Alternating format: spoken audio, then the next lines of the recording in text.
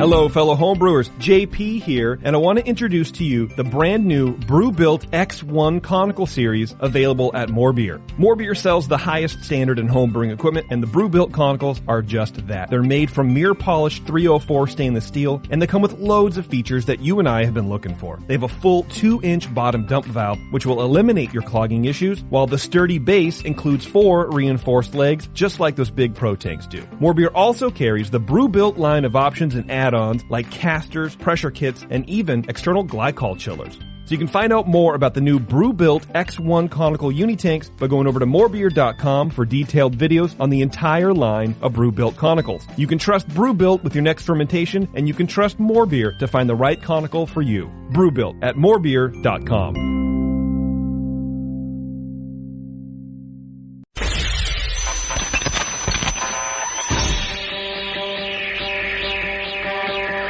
Home brewers, craft brewers, beer lovers, beer drinkers. Get ready for an all-new experience in information exchange and beer culture.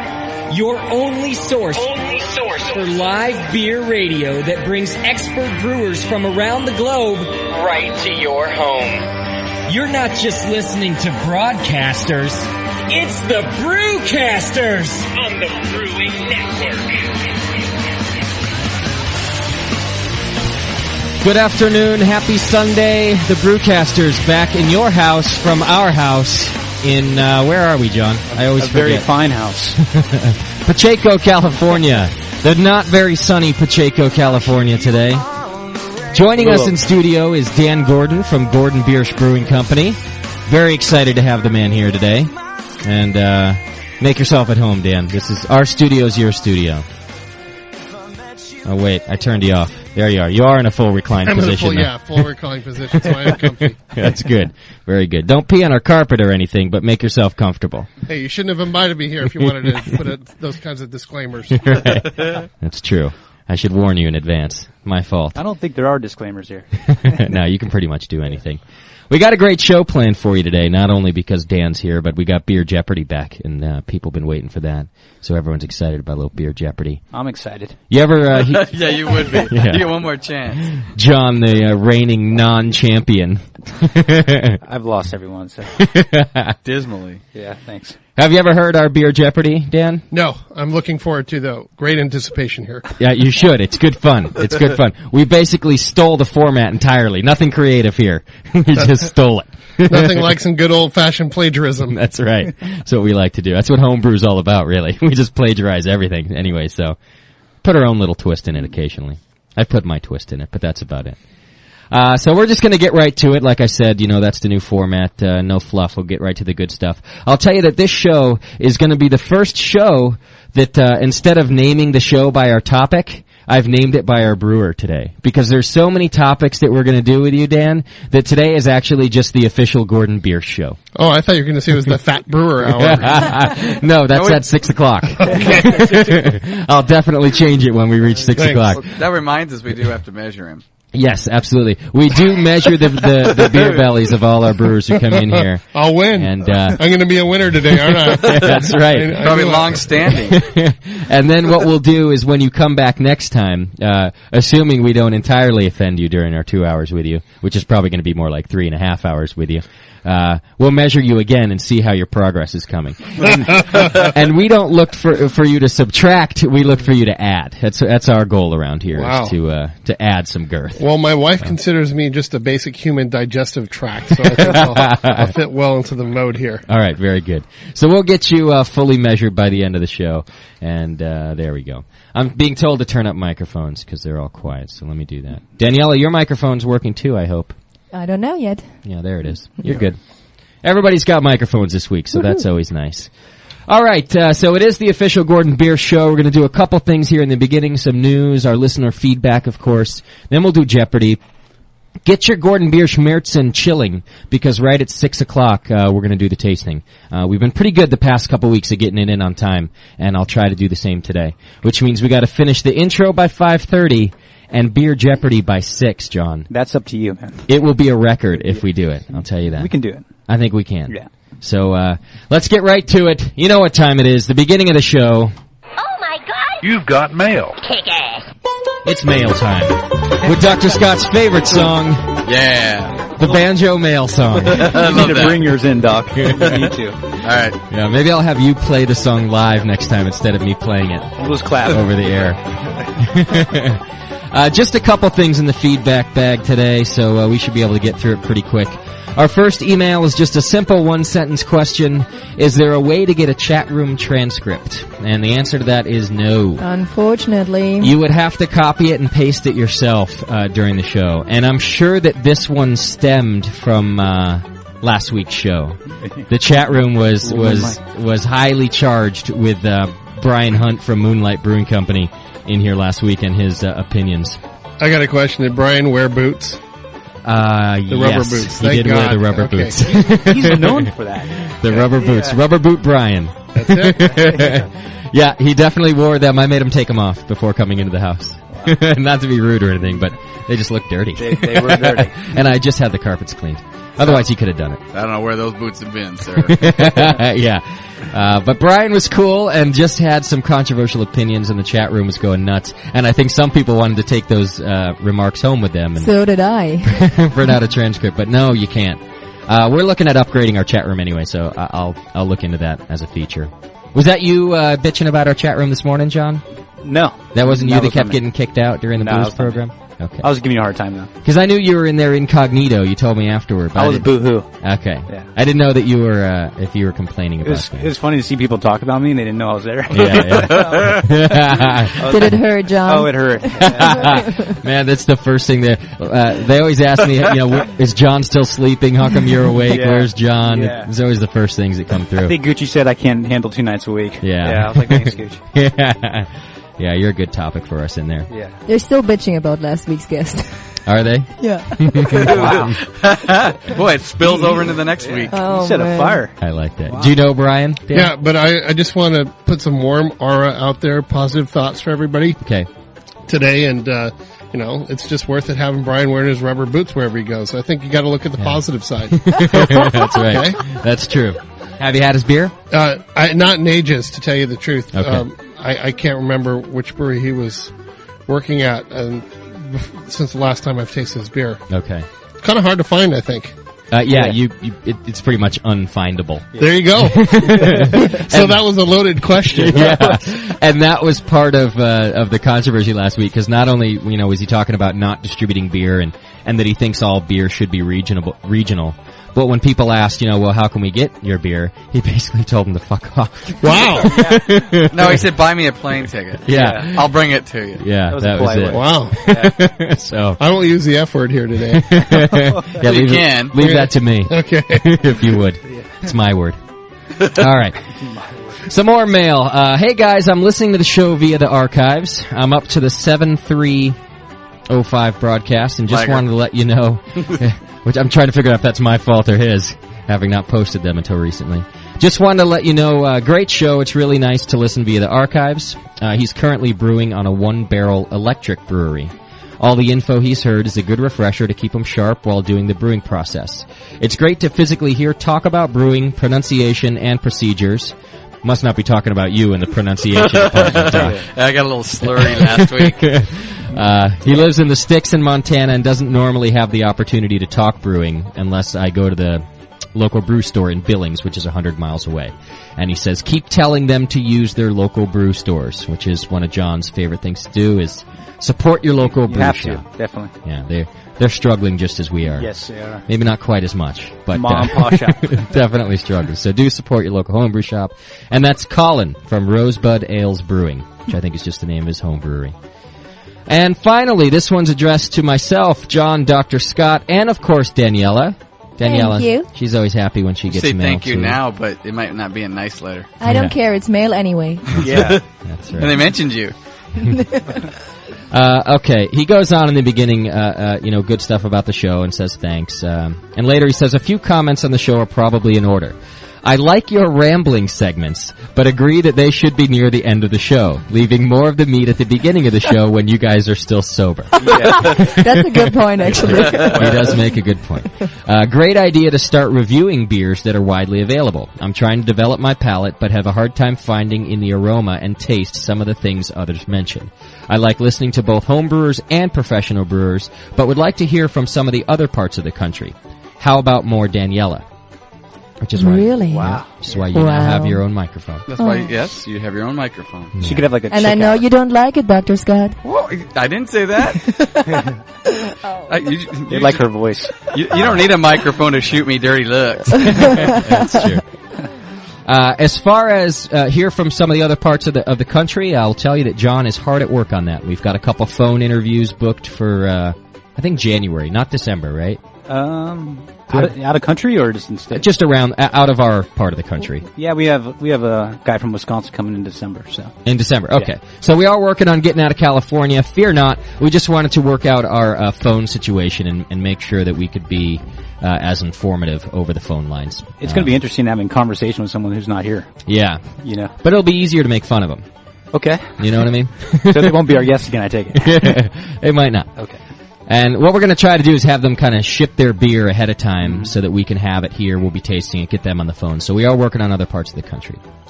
He says he has an idea.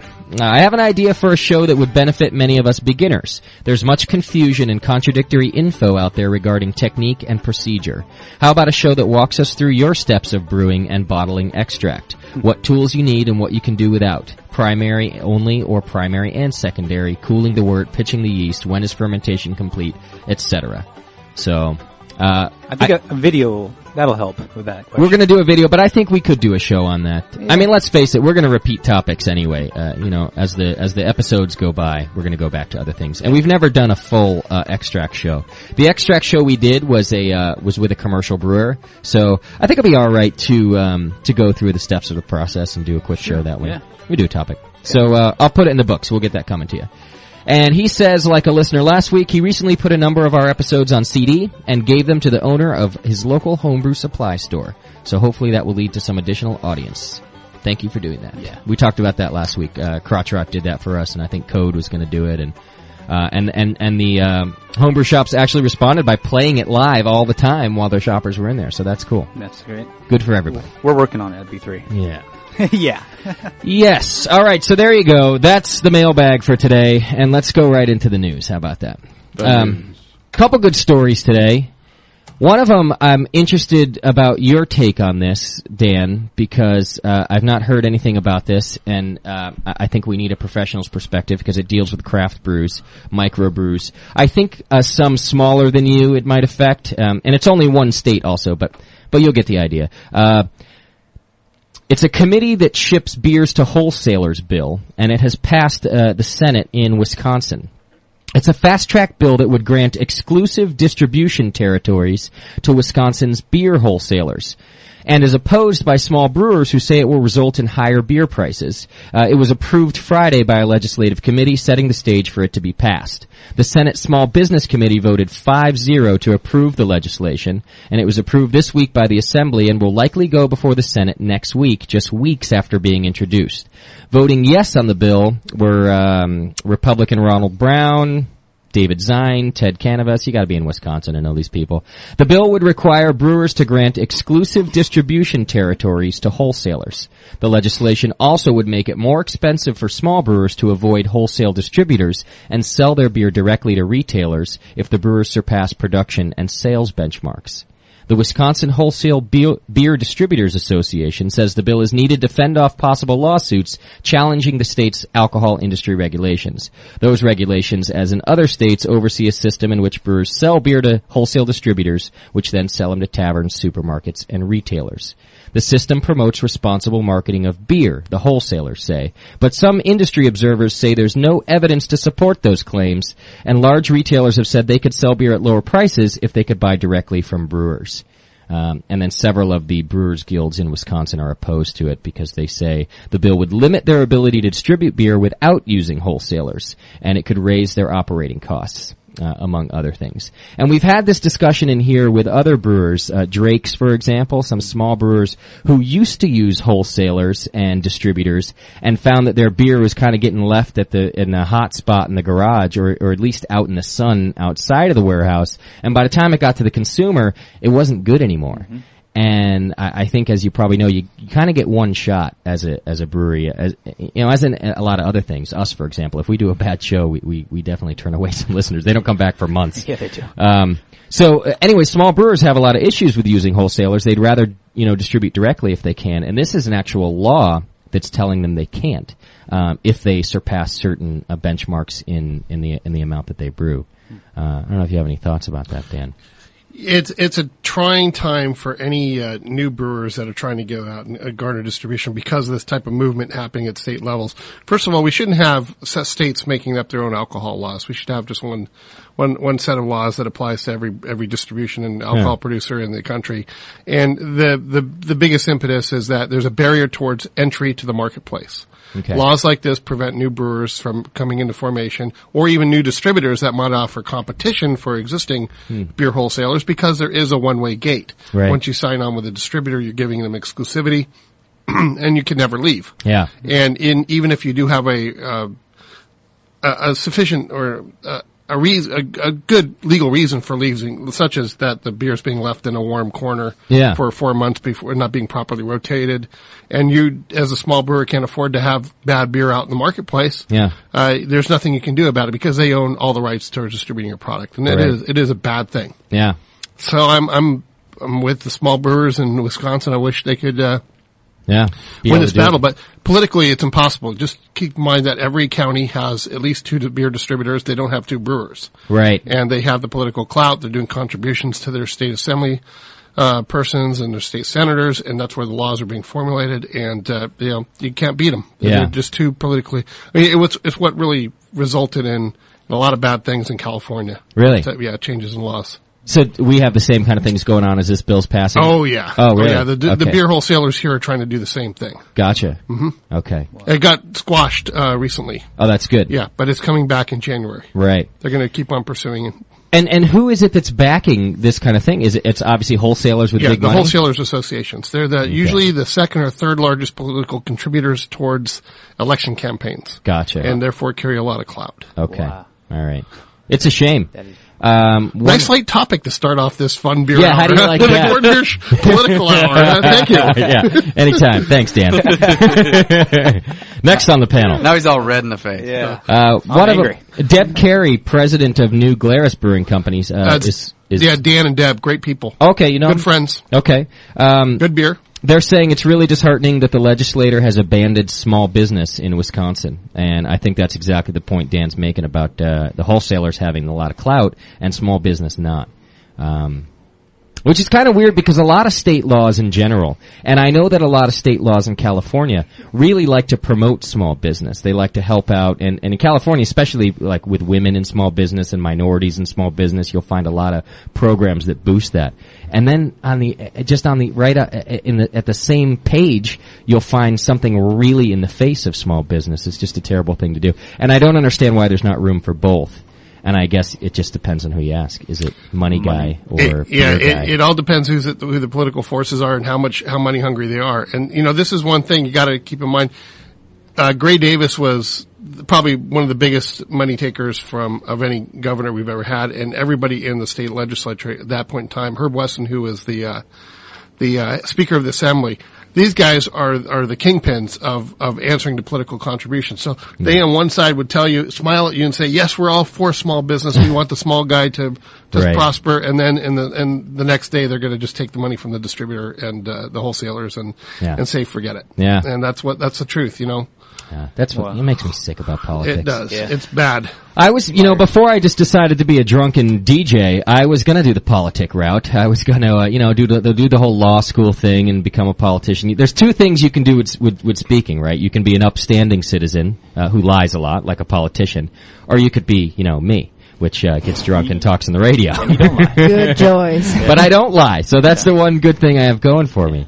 But the thing that turned me off was that you can't make it anywhere in politics unless you're in somebody's pocket and all sorts of other stuff. So anyway, there's that. How about a quick news story that nobody cares about? Miller has introduced limited edition 1855 Celebration Lager, America's oldest major brewery.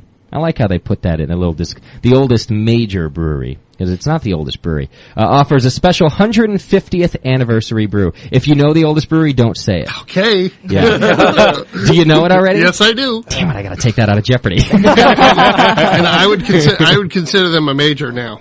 Yeah, I actually would agree with you. That their size, I'd put it in the major category. Okay. Here, we'll talk about it once we answer the question. It's in, damn you. Now he's got an advantage Sharp, already, man. John. I know. I think I got a chance. Yeah, they're putting out a limited edition beer, part of its ongoing celebration of the company's 150 years of American brewing heritage. The 1855 Celebration Lager, and this is a quote, full-flavored golden lager that will be available on a limited edition basis throughout November and December, is a special handcrafted brew. You can be sure. Full flavor. Indicative of Miller's long devotion to founder Frederick J. Miller's vision of quality, uncompromising, and unchanging. I think they're aging it up to 8 days this time. Yeah, you might be right. Wow, that's a full 2 days longer.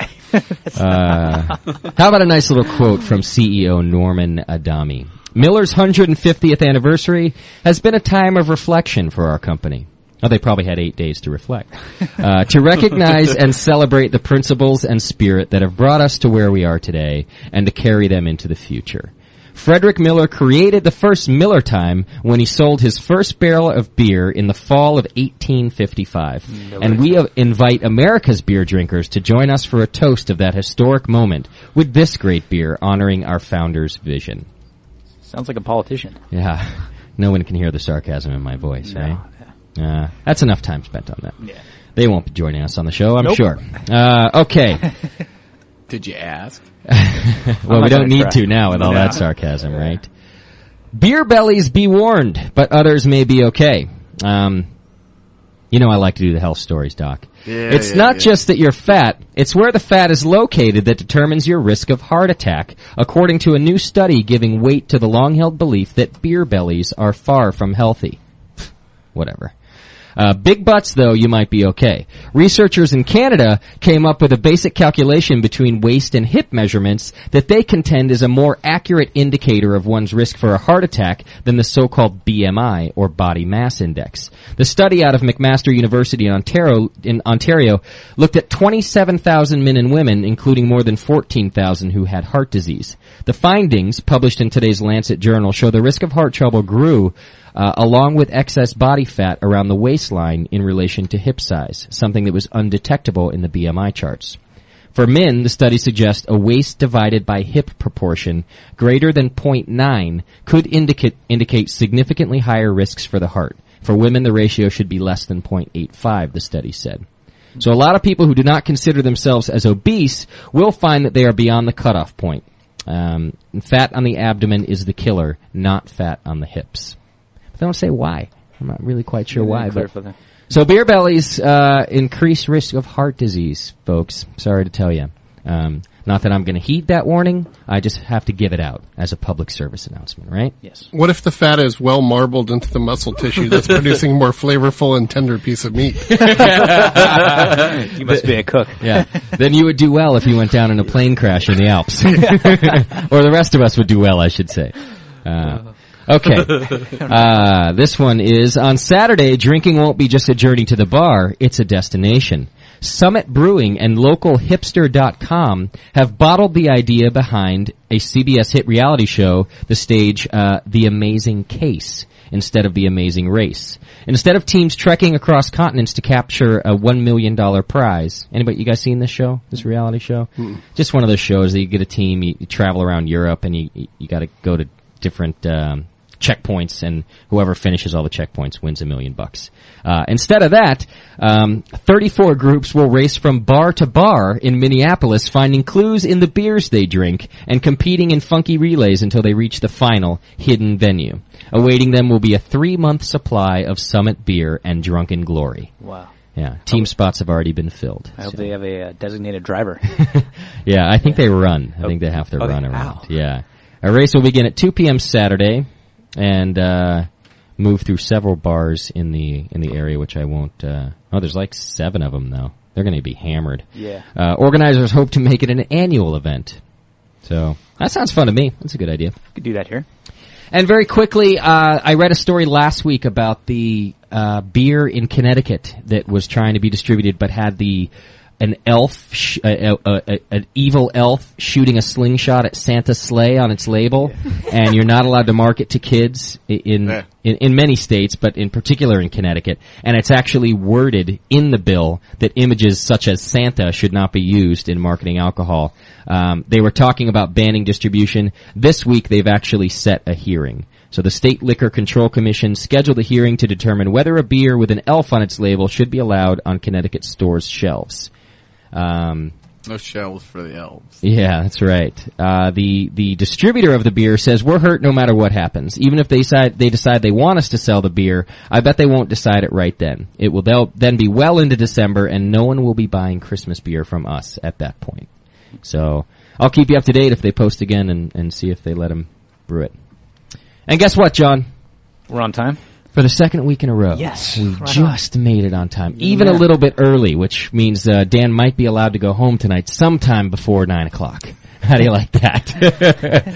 So we'll just take a quick break. When we come back, we'll be doing Beer Jeopardy. Get your Gordon Biersch Märzen ready, cold, chilled, a nice glass. Not a pint glass, preferably. Please not, no. What's the proper glass to use? Anything that comes from Europe would probably work. Okay. If you got any European glasses. Anything that comes from Europe. That's what Daniela likes to hear.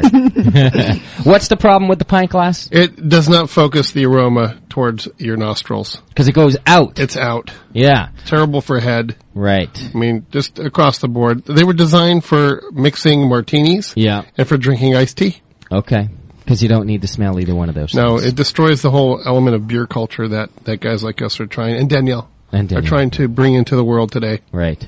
So if you have any glasses that curve back toward the inside as you get to the top, that would be a better glass, particularly a European beer glass. Yep. Is what Dan. Even a wine glass would be fine. Okay, use a wine. There you go, because that curves around. And that'll help us get the aromas in there. This is the first time we've done our official tasting with the beer our guest brewed, so he'll be able to help us a lot. The goal, Dan, is just to help people with their palates. I'm very goal-oriented, so I appreciate that. That's good. Yes, we Danielle? couldn't get the guys from Guinness in here last week. Yeah. I don't know why. We got 10 seconds before we go on break. Yeah, go ahead. 2 things from the chat room. I first of all want to send my best wishes out to Oz and Di, because Di is in the hospital today and he had to leave. So all my best wishes to them. Okay. And then our listener Sean from the chat room asked us to compliment Kansas City for their win over Oakland. I didn't even know what sports. Now what's he asking us to do that for? I had to ask, what sport are you even talking about? That's the correct answer. That's the correct response. Yeah. Well, I did it anyway. Well. Is there a kick him out of the forum button over there? I like him. He's a nice guy. I know, he is a nice guy, and that's why he's doing that. I walk out if there's any bad-mouthing about the 49ers or the Raiders. You're out, right? Those help feed my wife and kids. You know, those are important. That's true, important actually. teams. That's, I bet your bar's full up over there. Giants, too? You're even closer to Giant Stadium. Well, we have concessions at Oakland Coliseum and right. Pac Bell and Candlestick, so you're a fan of all of them. Oh, yeah. I even root for the Dodgers sometimes. Can you believe that? Now, that's where I draw the line, Dan. That's where you have to stop. All right, we'll be right back in probably about 5 or 6 minutes. We'll do our tasting at 6 o'clock. When we come back, we'll be doing Beer Jeopardy. Woo-hoo. So listeners, get ready to sign in. I'm going to need a caller. 888-401-BEER. Call in about 3 minutes. First one to get through will be playing the game with us. All right? You're listening to 3 guys with 1 microphone and 5 gallons of beer. The Brewcasters on the Brewing Network. And now back to the Brewcasters. The Brewcasters on the Brewing Network. I like that. It's Beer Jeopardy time. I'm ready. Been waiting for this for a while, especially Doc. Doc loves this game. Yeah. He's good at it, too. That's why. Sometimes I just, Right. Hey, I've been practicing, guys. Yeah? Yeah, I have. What have you been doing? Reading books. Did you read all of these notes that I have for this week's Beer Jeopardy? Yeah, I've got 2 of those games. So you do have a slight advantage. No, on I'm this just kidding. No. I'll just drink my beer and be entertained. All right, we do have a caller on the air who's going to play, and then you 3 are going to play, as usual, for a listener. How about that? Do we have anything to give away this week? What we got? Yeah. Dan, yeah. We're gonna send some Gordon Biersch T-shirts and All right, sweet. something with it. How many winners are there? There'll be one throughout the show. We like to have 3 winners. Okay, well we'll do a T-shirt and a 12-pack of beer that I'll send out from the brewery. Nice. Wow, that's great. All right, so we'll go 2 winners today. We can do that. We'll go 1 for Beer Jeopardy. I'm a big spender. We can go 3. You can? All right, we'll go 3. That's Is that great. beer or a shirt for the third one? Yeah. So we have 1 for the Jeopardy, We'll throw 1 in a for cap, Stump. too. Cap, there you go. Cap too. And then we'll figure out the one And at we'll random. figure out, maybe we do 2 Stumps. Yeah. Yeah, that's what we usually Perfect, that's do. great. 3 things to give away. Because Dan's no schlub. No. He's giving it out Nope. today. We've had some other schlubs in here. Yeah. No, everyone's pretty cool comes in here. All right, let's find out who we have on the telephone playing with us. It'll give us 4 players. While I'm doing that, you guys know how it works in the chat room. If you don't, I'll explain briefly. The first one to call out your official brewcaster's name, that's your brewcaster for the game. If they win, you win. So the names are, of course, John, Dan, and Doc. First ones to type it in the chat room. Daniela's watching. You get them. All right. Gucci better pick me. They already say it's John's time to shine. Yeah, it could be. It could be. Let's find out who we have on the phone here. Caller, you're on the air. Hey, Jay, how are you? Oh, good. I didn't hang up on you. I'm glad about that. No, I'm all right. All right, who are we talking to today? This is Carlo. Hey, Carlo. Hey, Carl. Hey. I yelled at Carlo in the forum a long time ago. Yeah, you did. I didn't mean I think to. it was me that started it. It was my fault. I had a bad morning. Carlo was getting on. What were you getting on me about, like the archives or something, right? Yeah, I just wanted you to hurry up on a few of them. I was getting anxious. Yeah. Call me lazy. I got all offended. Yeah, you did. Oh, yeah. At least you're honest. I must have been hungover. You probably were. I think I had a beer and apologized. Something like that. All right. Well, thanks for calling, Carlo. Are you a first-time caller, though? I am. All right. I thought so. Cool. But I was hanging out with Dr. Scott and John yesterday. Yep. No, he had a brand new 1550 in his pickup truck. The guy had the biggest shit-eating grin on his face. He looked like a kid on Christmas morning. John, what's the 1550 for those that don't know? It's a 10-gallon all-grain system for more beer. You know, that's awesome. It was nice. It was stainless and everything. Fully modified. I mean, all stainless, control panel. He had a conical. Yeah. Man. Oh, he had more straps on that thing because that was not going anywhere. Yeah. Did it make it all the way up there? It did. No problem at all. No problem at all. And what's wrong with your heat exchanger? It's got a hole in it, which I thought was kind of strange. But Yeah, I was that's just doing weird. a water brew with it, and all of a sudden bubbles started pumping out of my hot liquor tank. Yeah, nothing a little duct tape won't take care of. That's right. The professional brewing element that may come But to B3's credit, I talked to Regan. He goes, "Bring it on in, and we'll change it out for you." No Right on. That's good. Just plug it up with some Vegemite. It'll work. That would work. Vegemite. And it'll help your fermentation, too. Wow, you're a happy boy this weekend, huh, Carlo? I am a happy boy. Well, he is and he's not because he can't brew on it until 2 weeks. So. Because of the No, hole? he's going to Tahoe next week. Yeah. But he's okay. You should have dropped it It's off okay. here, Carlo. I would have broken it in for you. Yeah, maybe you could have. He's thinking, Flicking you off on the phone F right you, now. yeah. He's not even letting his friends look at it. Well, congratulations. That's a good buy right there. Oh, thanks a lot. And Beer for life, you know? you'll only be paying it off for the next 5 years. Hey, well, you know what? It's all worth it. That's right. Hey, what you'll save in the quality and quantity of beer you get out of it is what the way I look at it. So, Daniel, Yeah. you hear that? Yeah. A little gift. All right. Do we have players from the chat room, Daniela? I think so. Who do we have? All right. So we have a guy named Sadevo. John is playing for him. So, John, you go. Okay. All right. All So right. I'll picked you. And then you have the pleasure to play for Gucci, who has never won anything. I mean, I just want to make this sure again on the air. And you know what I'm thinking now is that Gucci participates a lot, but has never won. And I think that Dan's a good choice for him. Absolutely. You might be able to bring this guy home a prize for the first time, Dan. Pressure's on. I'm sweating and I'm prepared. I'm going to give it my all. Yeah, very good. And he looks like he's got a lot of knowledge in his head. Yeah, he does. And are you saying he has a big head, Doc? Nope. And then who do we have for Doc? And for Doc, we have a listener called Fulcrum. Fulcrum. Yes. Okay. So Sounds good? Get some leverage in there. That's 4 possible winners right there, folks. And here's how the game works. Carlo, have you heard Beer Jeopardy before? Oh, yeah. Okay. You might want to write these categories down, and then I'll tell you what the points are. And I have changed Final Jeopardy today once again to make it a little more fair. All right. So should I write this down too? Only 2 of you, the 2 high scorers, will go on to Final Jeopardy. Okay? All right. There is a daily double within the regular Jeopardy. A daily double. Because I like the daily double. Because if I'm going to plagiarize, I might as well do it thoroughly. We spell it differently. So, exactly. Yeah. An audio daily double? We spell it the daily D-U-B-B-E-L. Yeah. Oh. Dubel. Mm-hmm. The Dubel. All right. And so 2 of you will go on to Final Jeopardy, and then I will explain the rules about Final Jeopardy when we get there. I should call it Beer Jeopardy all times, Final Beer Jeopardy, because then I might avoid copyright violation. Yeah. Let's get to the game. I'm excited. Okay. The 3 categories this week are, and you may want to write these down. Yeah, I'd like to write them down. I'll just remind you guys in the studio, but for Carlo who can't see, beer is the word. That's the first one. Beer is the word. The second category is random things that Justin couldn't classify. That's the second category. And the third category is old brew. Old brew. Okay?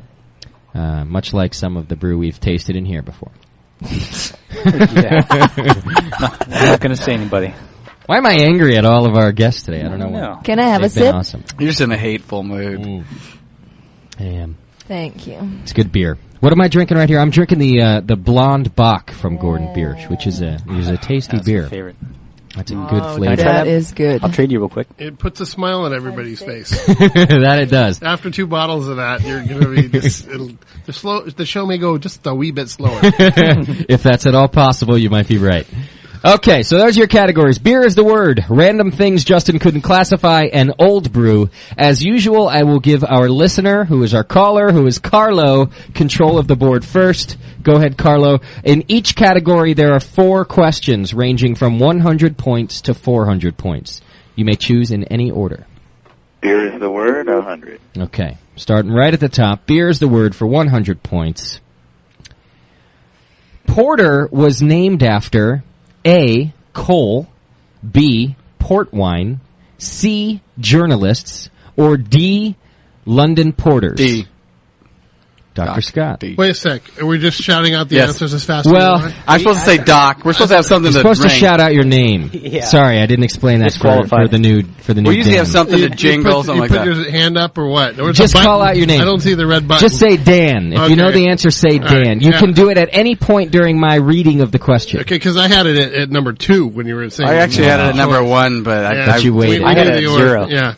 Okay. All right, now I'm catching on. All right. So Hey, you get a Gucci slow man, start. I'm going to help you out here. I'm not going to let you down. All right. It is London Porter. Porter's a dark, full-bodied ale, famous for being George Washington's favorite. The drink was beloved of London marketplace porters and was first invented in the 18th century when pub owners blended together 3 types of beer. It was so popular that one brewer installed a huge vat holding 860,000 U.S. gallons. Unfortunately, that vat broke in 1790, causing a flood that killed 8 people. That's the way to go out. Little beer trivia for you. See, I would have gotten that part wrong. I was told originally the history was it was done by some London the porters on the trains that would take a stout and combine it with a pale ale, and that's how they got a how porter? they came up with a porter. But hey, I've heard lots But of hey, different who are ones. you? I don't know. I mean, you're I just... didn't know there was a third beer involved. I'm dying to know what it what it beer was. The third. We'll have to I had ask heard them. it was they'd use a stale beer too. Wow. To give it that... That's To give it some tang. musky. yeah. Yeah. Interesting. All right. 100 points for you, Doc, even though you jumped the gun. All right. But it was my fault. I meant to say Doc and I said D. I don't know. It just kind of came out. So just going over protocol again, the minute you say the question, we can say Bing Dan, and I can Exactly. give you the Yeah. answer Yes. without looking for your multiple choice answers. Absolutely. All right. Absolutely. Yes, you you can can. just say Dan. That's right. Okay. I'll give you control of the board, Dan, just because I gave you a disadvantage at that one, and then hopefully give Gucci a little chance. It's okay. I just want to actually, do my best. Control of the board is given out randomly by me anyway. Oh, good. So there you go. You now have control of the board. Beer is the word, random things I couldn't classify, or old brew. Let's go for old brew. Okay, and 100, 200, 300, or 400 points. Why don't we start at the difficult one? Just go for the 400 so I can play some catch-up ball potentially. Okay. Yeah. Aggressive. I have you guys better be on your mark with this one because I think Dan could get it. I think he's, yeah. For 400 points, Oktoberfest originally started as... Go ahead, Dan. It actually was a wedding reception for King Ludwig I and Maria Theresa. Going back, their wedding celebration, it became an annual event. And it actually merits it as the original Oktoberfest beer, too. Okay. Which That's is kind 400 points right here. Yeah. I hope that matches up to the... Absolutely. the In answer 1810, Ludwig married Teresa. It lasted 16 days and was so much fun that they've done it every year since, is basically the deal. So there you go. That's 400 points for you, Gucci and Dan. Did you set me up on that one, by the way? I did not. I just went through some good beer history ones, and I thought that was a good one that these two would have a chance at also. Yeah. Because while it is right up your alley, it is somewhat of a general knowledge. Like, Doc, you knew that. You probably just didn't jump right in.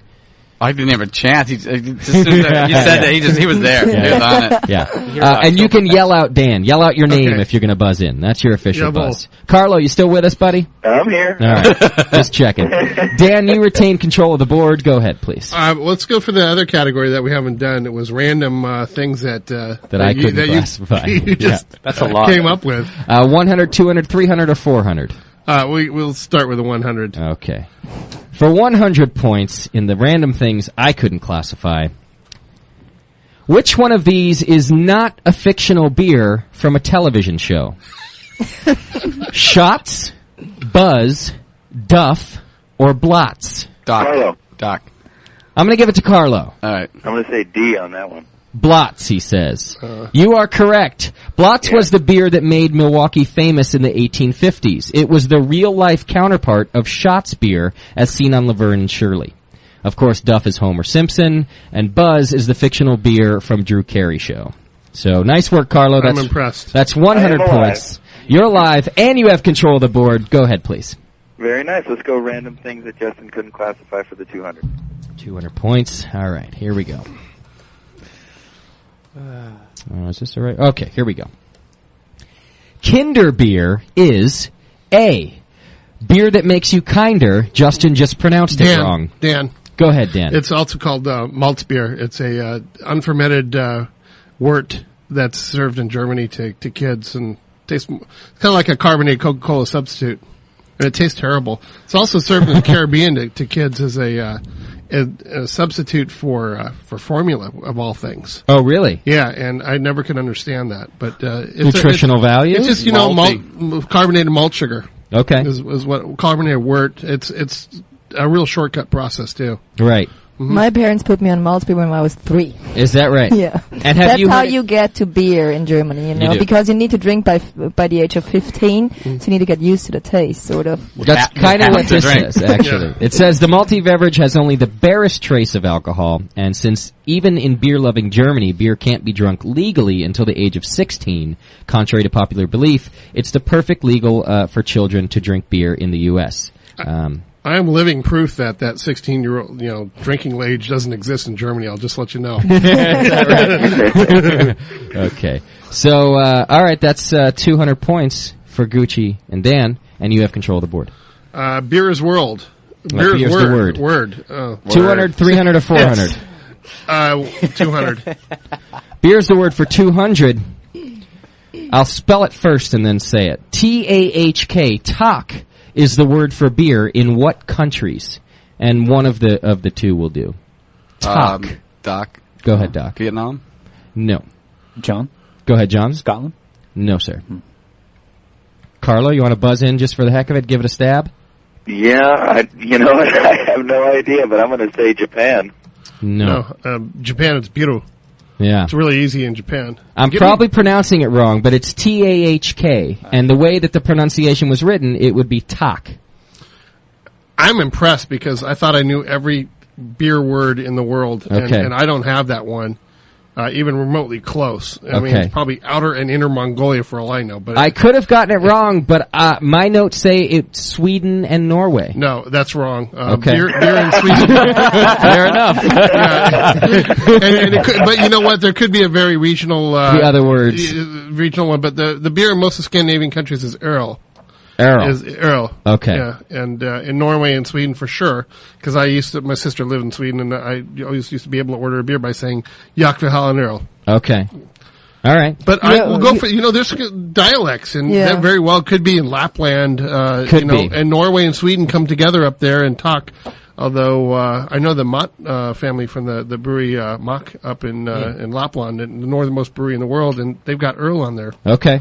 All right. Label, but well, nobody got any points for it, so I guess no need for controversy, but you're probably right. I just read it off of some random website that apparently wasn't from Norway or Sweden. Yeah, you got one supporter in the chat room who says Sweden as well. Maybe it's some sort of a dialect or something. Could be a dialect thing. Alternative word or whatever. Oh, yeah. Okay. Well, I'll keep you with control of the board, Dan. Go ahead. I feel guilty because because you got too much. I do not deserve this. Let's go with Old Brew again. Okay, Old Brew for 100. For 100, we'll start right at the top. Groaning ale. A, produces intense hangovers. B, groans as it ages in casks. C, has gone bad. Or D, was made for women in labor. Carlo. Go ahead, Carlo. C. C, you say, as in cat? C, yes. That is not correct. John. Go ahead, John. D. D, it was made for women in labor. That's true. Wow. Groaning ale. In colonial America, 7 or 8 months before a child was expected, the local alewife would make a special high alcohol content ale and store it away until the expectant mother went into labor. Then the keg was tapped, and all present, including mother-to-be and midwife, would partake. Afterwards, the infant was washed in groaning ale. Not a bad idea, since it was far purer than most water supplies at the time. So, John? I'm on the board. Puts you on the board. Is that 100 points for John? That's 100 points for John. Also gives him control of the board. Go ahead, please, John. Random things. All right, 200? random things. You have 300 and 400 left. 300. Going for 300. That, my friend, is the daily double. So, possible 600 points. Only you get to answer. Oh. Okay? Go, Johnny. No pressure there. No. True or false? You even have a 50% chance of getting it right. You got to help out John in this game, right? Wait. If I fail this, I'll hear this for months. Ice beer is made by freezing the beer. True or false? True. That's correct. It's true. Wow. That's too easy. Something's right. Something's wrong there. If it were anybody but John, I might agree with you. Is that 600 points for That's John? 600 points putting John on the board Wow. there. And puts him in the lead, too. Yeah. All right. What was the original brewery that developed the Eisbock? I leave that up to you, Dan. Well, what's the name of the beer? Eisbock. No, it's Kulminator is actually the original ice beer from the Kulmbach breweries in Germany. Okay. Yep, there you go. Oh, that's correct. Dan knows his stuff, Yeah, of course. Wow. All right, John, still have control of the board. Go ahead, please. Random things 400. All right, that's going to clear out the category. Chance for John to really take a lead here. Okay. Yeah. He's pausing on this. Yeah. Well, I'm trying to figure out. It's a true false also. All right. So what I'm going to do here is if you're wrong, I will dock points to just keep everyone from buzzing in and going for their 50-50. Got me? So if you think you know it, go ahead and buzz in. True or false? Skunky beer actually contains the same chemical compound as a skunk's spray. Carlo. Go ahead, Carlo. That's got to be false. That's actually true, Carlo. It's true. Well. I have to deduct 400 points from you, Carlo, for buzzing in on that one. Beer exposed to sunlight, as we've often talked about on this show, or even fluorescent light, undergoes a chemical reaction that creates, and Doc, I'm surprised you don't know this, 3-methylcrotyl mercaptan. Doc? The same chemical found in the spray skunks unleash on intruders.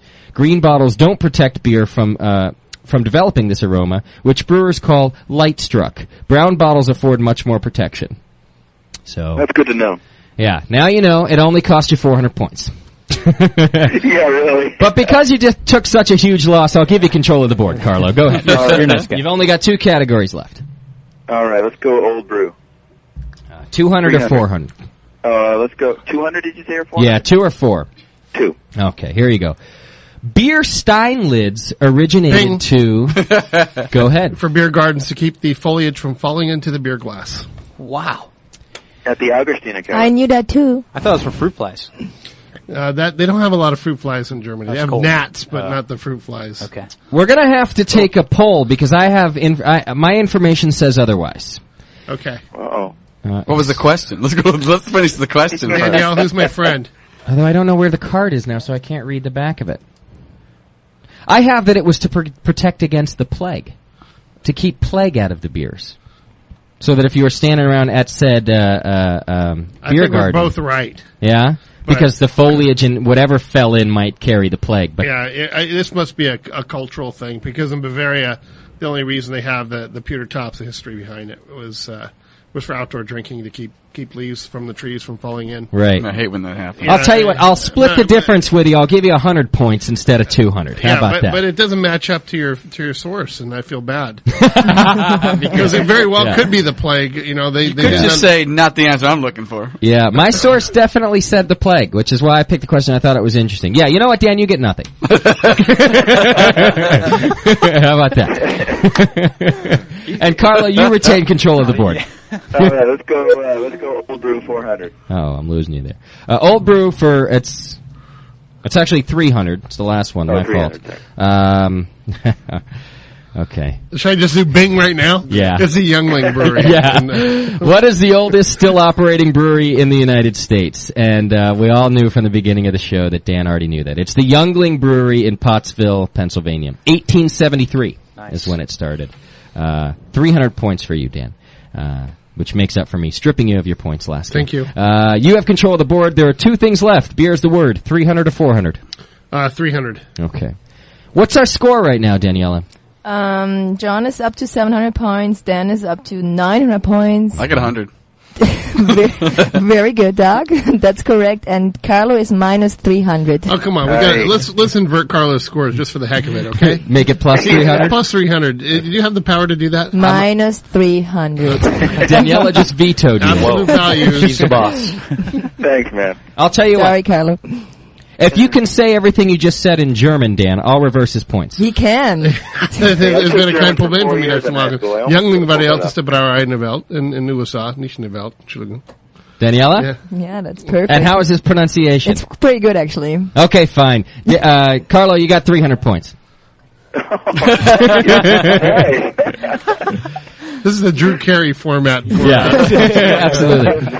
This is where I differ from the Jeopardy official thing. Okay. An ale conner was an A, official beer taster, B, an ale seller, C, a large ale mug, or D, a beer thief. An ale conner. Oh, I could read them again. Go ahead, Carlo. D, a beer thief. That's incorrect. Take some points from him. But a nice guess.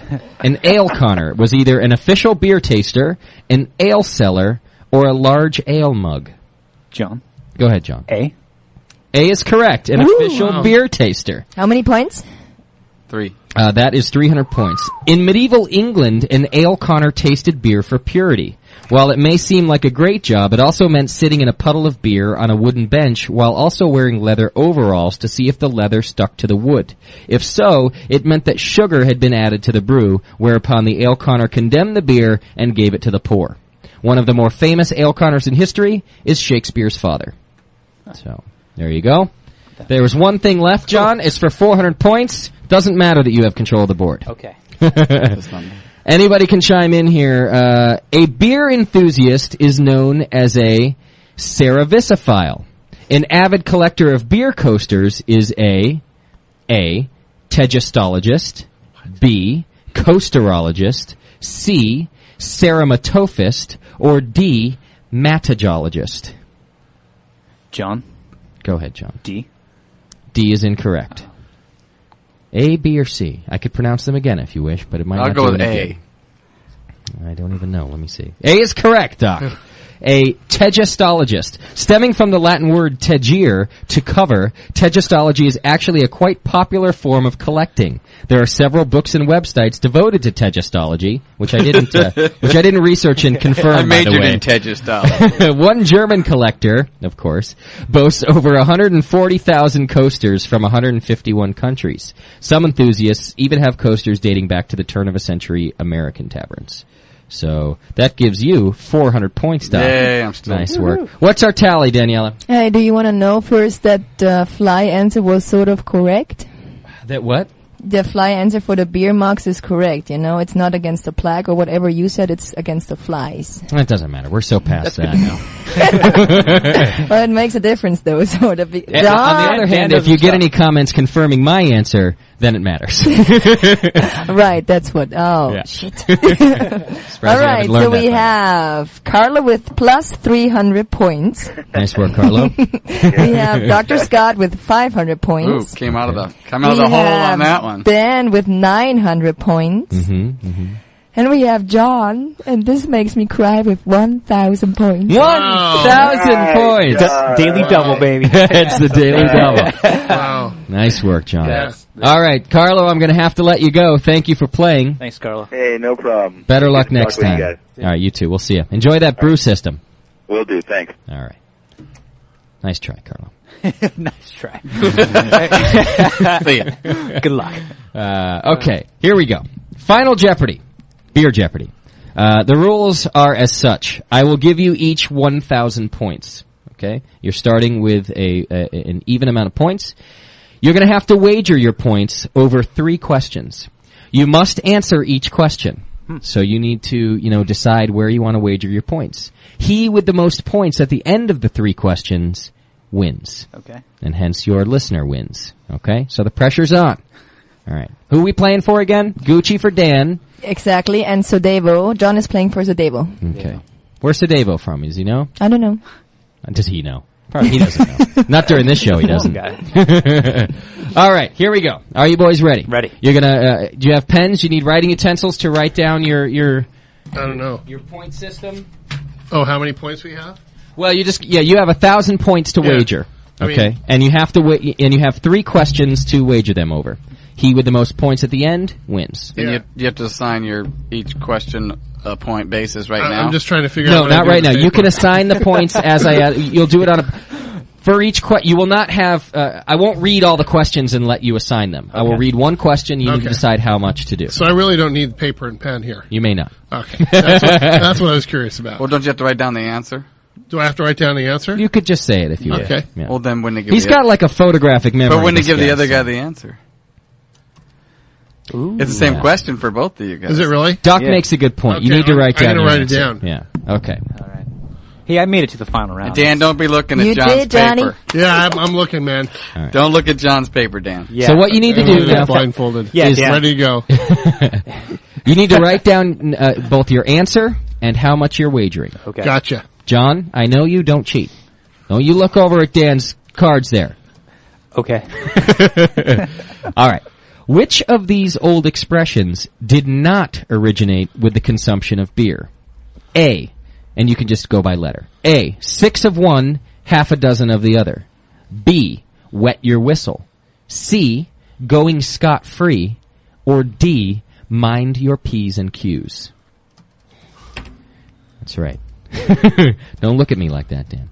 You can do this. You need to wager your points and write down your answer.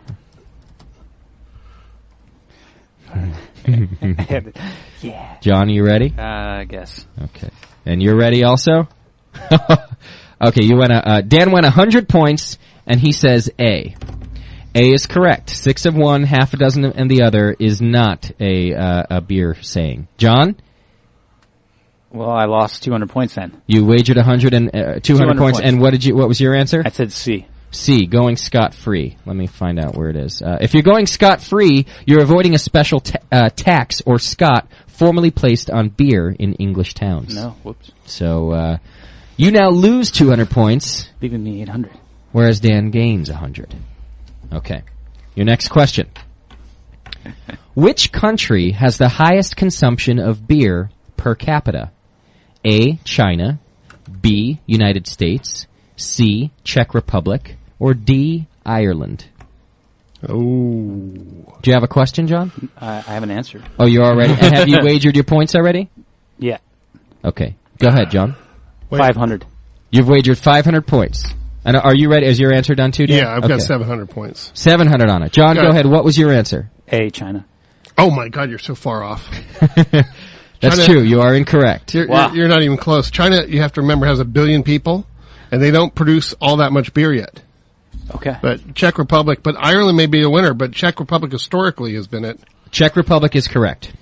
It wins this one hands down with a whopping 167 liters per capita. The Irish is second at 125. Wow. The U.S. is actually 12th at 84.4. Now, I know. However, John is not so far off. It also says, watch out for China, however. Despite consuming only 40 liters per capita, beer drinking is growing at the rate of 25% a year. With 1.2 billion people, that's soon going to amount to a lot of brew. Yeah, they're already, I believe, the largest producer in the world. That's what I heard, that the largest producer per barrels. That's what I think you may have confused. There was a news release on that recently. Oh, interesting. Barrels. But you got it, once you divide it by 1 billion people, it really screws up the math. Yeah. So, that puts you at 1,800 points, I think, Dan. I think I won. I think he won. And where does it put John? 300. Oh, that puts you down to 300. Yep. That's correct. Yep. That's all right. That's going to be the game right Wow. there. Gucci wins his first prize. Congratulations, Dan. Yeah, nice and work, Gucci. Dan. Thank you. I really owe this all to Michael Jackson and his World Guide to Beer. Yeah? Just having read through that Honestly, too many times. I can see you traveling now. A lot of time on the crapper. You know, with that coffee table book. Yes, sir. He's actually got a chart in the book, and that's one of the things that was dated a little bit. And Czech Republic beer consumption has gone down historically, as well as all of Central Europe. Okay. It's been really depressing. It's a big downward trend over there. I've actually done several news stories over a few weeks that have talked about that, and different beverages becoming the kids' beverage of choice in Europe, and it definitely changes. Although I think not only in Europe. I think particularly in our area here in the Pacific Northwest, Northern California-ish area, beer is, craft brew in particular, it's a trendy beverage, right? Like it has these waves where people are all into going out and tasting good new beer, and then all of a sudden no one cares. And luckily, it seems to swing back and forth pretty quickly, I think. But that's just my 2 cents. I'm betting on that. Yeah, you're like, please swing back and forth. I got some college tuition payments coming up, and I'm really hoping the trend is going back up. I think it is. Actually, I think typically it was going like, it was kind of going from beer to wine, whereas now it seems to be going both. Like, wine's becoming trendy at the same time beer's becoming trendy again. Well, it's craft beers that are, and quality beers are on the upswing, domestic beers on the downswing. Domestics are really panicking right now. Yeah. Because there has been a huge shift towards wine and distilled spirits. Wow. Yep.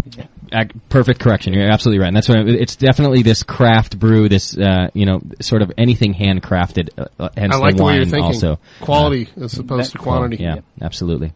All right.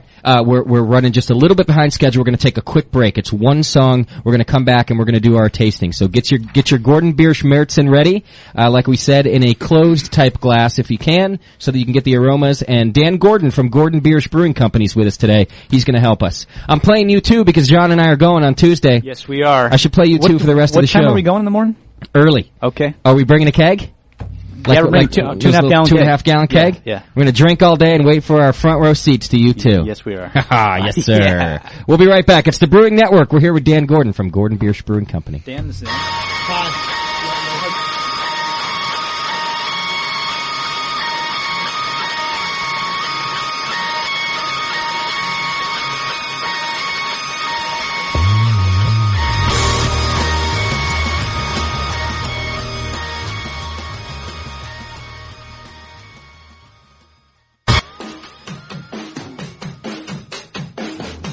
And now, back to 3 guys with absolutely nothing better to do. The Brewcasters on the Brewing Network.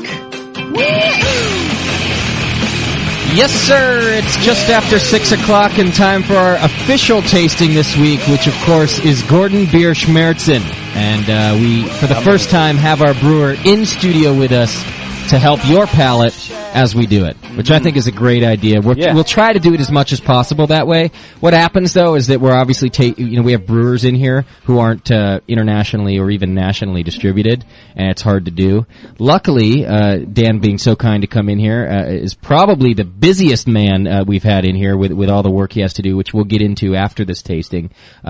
Luckily, he is. Are you internationally distributed or just nationally? No, we're just in 10 states, actually. So, 10 states, okay. So your friends in Montana may have a hard time getting our beer. Getting the beer, okay. Mm-hmm. Although I didn't really have any complaints about it, so I wonder if there's somebody's smuggling your beer across state lines somewhere, which I'm sure you wouldn't be offended by. No, I've heard of stuff popping up in Connecticut, the illegal state there. Yeah, the old illegal state. We took off the Santa Claus off the label, though. Nice work. Yeah. That's my state. And I'm not proud of it. I could never figure out even how to spell it, let alone sip beer there. Yeah. That's a problem. Me neither, and it's on my birth certificate. What are you going to do? All right, so what do we have here is our Gordon Biersch Märzen, which, as Dan was telling us earlier, was at first the official Oktoberfest beer. Yes, indeed. And there's a neat story behind it. Märzen actually refers to being brewed in March. And it was brewed using higher alcohol content or higher original gravity, along with darker roasted malts to actually act as a natural preservative, so to speak, to cover up the flavor flaws from the lack of refrigeration that would occur in the warmer summer months. Okay. So historically, in breweries in Bavaria, where Märzen was actually brewed, they would shave blocks of ice off of the lakes in the wintertime, starting in November, and that's how they keep the beer cold in the cellars, is just by throwing big blocks of ice down there, and that was how they aged the beer. Gotcha. And then they'd hit, they still had temperate climates in the, or moderate climate, I should say, even the summertime. So the beer still be in the cellars around 50, 55 degrees. Okay. But it wasn't ideal for a lager beer. All right. And, that's how it evolved. Okay. So at the original Oktoberfest, which, was last week of September, first week of October, this is really the predominant style that they had available. Gotcha. Mm-hmm. But you guys have chosen to brew it year round. This is our flagship. Yeah. Yeah. And we let Darwin decide, meaning the fans of Gordon Biersch that came into our brewery restaurants originally. Mm-hmm. This evolved as we never knew which beer would take off. I always thought the Pilsner would have been the number one seller. But I think the color of the Märzen, which stems from dark roasted Munich malt and caramel Munich. Caramel Munich is what we get. And I'll just let you know the suppliers of that. We get our caramel, our Munich malt from Gambrinus Malting in British Columbia. A classmate of mine originally went over and started that. This is an Austrian guy that came over, moved back to Canada. Okay. Actually had dual citizenship, I think. Gotcha. And started a high quality malting facility up in Vernon, British Columbia. Nice small region there. Yeah. Big German community and a lot of heritage in the wine business. Actually, a lot of German vintners were up there. Okay. But he started making Munich malt, so I immediately started buying it, supporting my friends, and he was striving towards making a really high quality. And then I bought the malt, Karen Munich from Weiermann, another classmate of mine when I was going to school in Weihenstephan. Okay. And they've been around for, I don't know, they probably had their 500th family anniversary of being in business. A lot of the business over there have been doing it. And they are the leaders worldwide for especially dark roasted malts. Okay. Bar none. They are the best. Very nice. Yeah. And then so the malt, this beer is all about malt. Okay. It's got a low hop content. Traditionally, Märzens range in 18 to 22 to 24 bitterness units. Mm-hmm. And it's all about emphasizing the malt characteristics, the color, the rich body. This is, 13.5% original gravity. Okay. It has 18 bitterness units. And, we use all Hallertau aroma hops. So you have a high content, low acid content when you're brewing this, but a high, aroma content. Okay. So that comes through. And, that's what's unique about it. So you get the which translates to a low bitterness. You're not getting all that, but you are still getting that awesome hop. Yeah, what happens is you get a low digital bitterness, so the bitterness digital, the numerical value doesn't really come across the same as the perceived bitterness. Okay. So the perceived bitterness is a little higher than the actual, so it tastes a little more like in the 20 to 22 range as opposed to the 18. Okay. By using all Hallertau hops. So that's all of our beers. Yeah, you can. It is surprisingly hoppy smelling, being such a malty beer. That's the idea. Does that pour help with that? The aroma comes out? Yeah, that's why I like to pour it directly in the glass. It evolves. The aroma comes out the foam. If you pour it sideways, you don't get as much head. And the bouquet doesn't come out as well. You gotta put it into a little bit of stress, make it a little turbulent, and that's how the volatile compounds release themselves from. Okay. So if you haven't poured yours yet, which you probably already have, dump it right in there so that you can get that out. Don't do the tilted glass. I'm big on the big dump. You and me both. Yeah. Although I have a feeling yours is bigger than mine. Yeah. John was at. I'm open book, by the way, on how we brew our beers. I like that, Jonathan. That so there isn't anything I will hold back. Our Just to let you know, appreciate that. all of our beers we do a graduate step, and actually this one has a decoction mashing process involved. So it's a single decoction. Okay. Meaning we go through a graduated step infusion. Well, hang on with that for just a few minutes, because actually we definitely want to talk in depth about decoction mashing with you. Okay. So give us just a couple minutes on that, and we'll definitely talk about that. What I want to do is get people to do the taste of this beer and then talk about what they're tasting on their tongue. So that, because we're definitely working on improving everybody's palates, our own included. And it's a lot easier when you have somebody who can tell you, they can say, well, this is what you're tasting and this is why you're tasting it. So that's kind of what we're doing here. So we've already gotten past the aroma part. When you take a good smell there, if you're surprised by the hops like I was on such a malty beer, that's those Hallertau hops that Dan was talking about, and putting them in there so you get the low acidity but a strong hop aroma out of it. Well, I definitely picked up the hops more with that pour with more head on the beer. Okay. Rather than sideways pour. I didn't get any before when I had my first beer. Now, I will tell you, with the dump pour, it's gone flatter than I'm used to your Martin being when I take a drink of it, because I'm always doing the sideways pour. Yeah, that was a little bit big. Too much of a dump, I saw. So we should we should give you one more. It's kind of like a balance. Yeah, that one went all over the table. Okay, now flavor wise, in contrast to the hop aroma, it's a pretty sweet beer. So it's a sweetness that's really on the tip of my tongue as opposed to the middle. It's like a cloyingness right on the tip. Yeah, right on the tip there. What are we dealing with there? That's caramelized Munich malt. Which is interesting about this beer is there really isn't a ton of residual sugar relative to a lot of beers you drink on a regular basis. There's 13.5% original gravity on this. Okay. But it goes down to about 2.7% of residual sugar. That's like, which is a pretty hefty fermentation process. Now what stays behind is a lot of the dextrins that are, and the most roasted malt flavor and the caramel flavors, caramelized sugars that cannot be fermentable. Okay. They're unfermentable sugars. Yeah. And that stays in that residual sugar concentration, the extract. Okay. That's left behind. And that has a much more aromatic and flavorful component to it than typical malt sugar or maltotriose or some of those sugars that get fermented. Okay. Like if you taste Cara Munich raw, it tastes sweet. Okay. And that's what I'm picking up. And that's what you pick up right there. And that's all aroma and flavor components that stay in solution. Okay. It's got a sweet caramel note too. Yeah. In the nose too. At the same time, it's fairly light bodied, I think. It's not a thick beer. It definitely it'll vanish from your tongue, and it's also not real dry. Yeah, because but it does finish dry, but it's malty all the way through. Yeah. So why the I don't by light body, I don't mean a lack of body either, but it's for it drinks pretty smooth, yeah. Yeah. Yeah, because a lot of the sugars, the fermentable sugars are all converted over. That's what's pretty unique. 6% alcohol. Yeah. So it's a high test beer. And is that a traditional Märzen alcohol content right there, right in 6%? There's a good range in Märzens.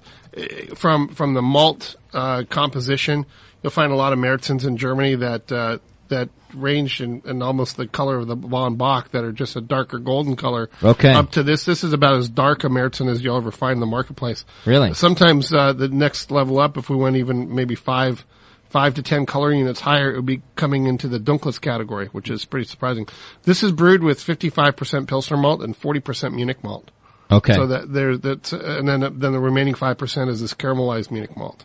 Okay. So the composition, you'll find a lot of Dunkles out there that aren't far off in that kind of basis of Munich malt percentage. Okay. What about your yeast in this beer? It's all Weinstefan 3470. 3470. All the beers we make except for the Hefeweizen have the same yeast strain in it. Okay. Yeah. We've got our own little bioreactor for making it at the brewery. Okay. Wow. I've got some questions lined up for you about that yeast too. Gotcha. So glad you mentioned that. I'm definitely actually now, John, I am getting that very dry finish. It doesn't hit you right away. It's rich all the but way as through. we're talking and I'm not having a drink, it really does dry right up, which I think is a good quality. You get in a beer. a puckering on the side of your cheeks. Yeah. I think it's from the Munich. Yeah. But it's also good commercially because it makes you just want to have another one and not be done with one. Well, you saw the movie Strange Brew, right? Yeah. That's my religion. There you go. Nice we work. put that little extra chemical in there just to get you to buy more. No, I'm joking. I'm going to actually say this right now. For anybody as successful as Gordon Biersch to come in and say that that Strange Brew is a sort of a business model, that's genius to me. Like, that is right up my alley. None of this pull out the marketing books for me. I'm like, hey, what did Belushi say about it? And if Belushi thought it was good, it works. Nice. Okay. I can drive that truck. It's a 15-speed, but I can drive it. It's a beer truck.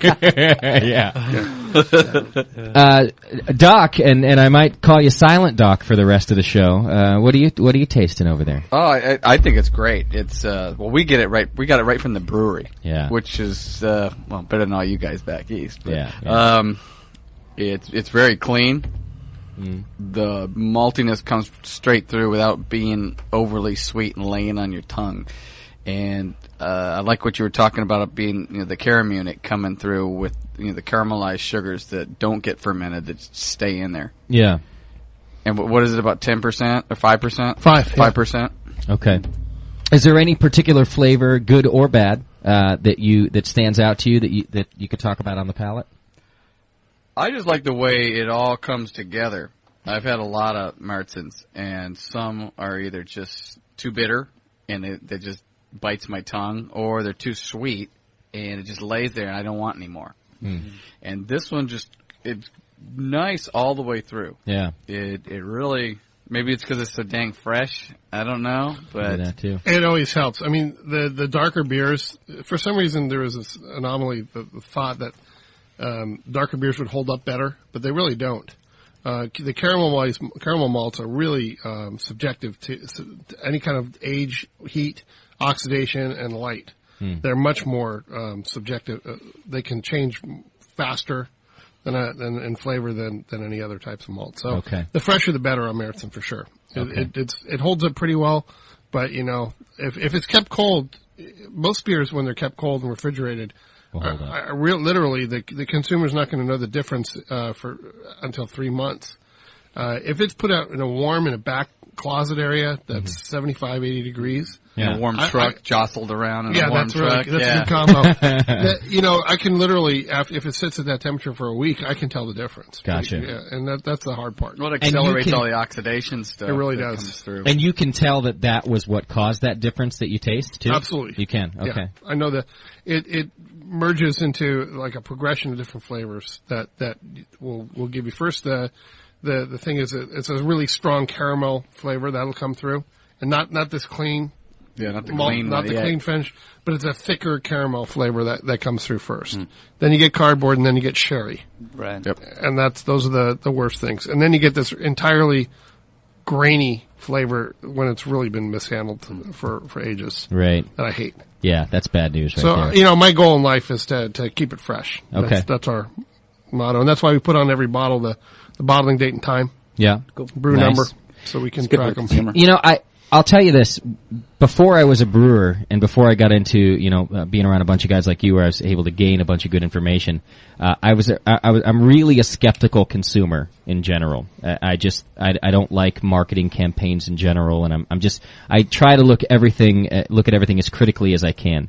And when Budweiser did the Born On campaign, I was upset by the whole thing. I just thought it was a ridiculous thing to do. And now I realize that I actually was ridiculous to think that because, maybe not necessarily with Budweiser, but beer is beer in that sense. And putting a date on the bottle is really important so that you can know, at least so that you can know how long it potentially sat in a warm warehouse before you got it. It is a food, absolutely. And it's not so much a marketing tool as I originally thought. Yeah, without Bud and Coors, we would not have any refrigerated warehousing going on in the distribution network. Is that right? Absolutely. Okay. Because brewers our size don't have the clout to get distributors to handle beer the right way. Right. AB and Coors does.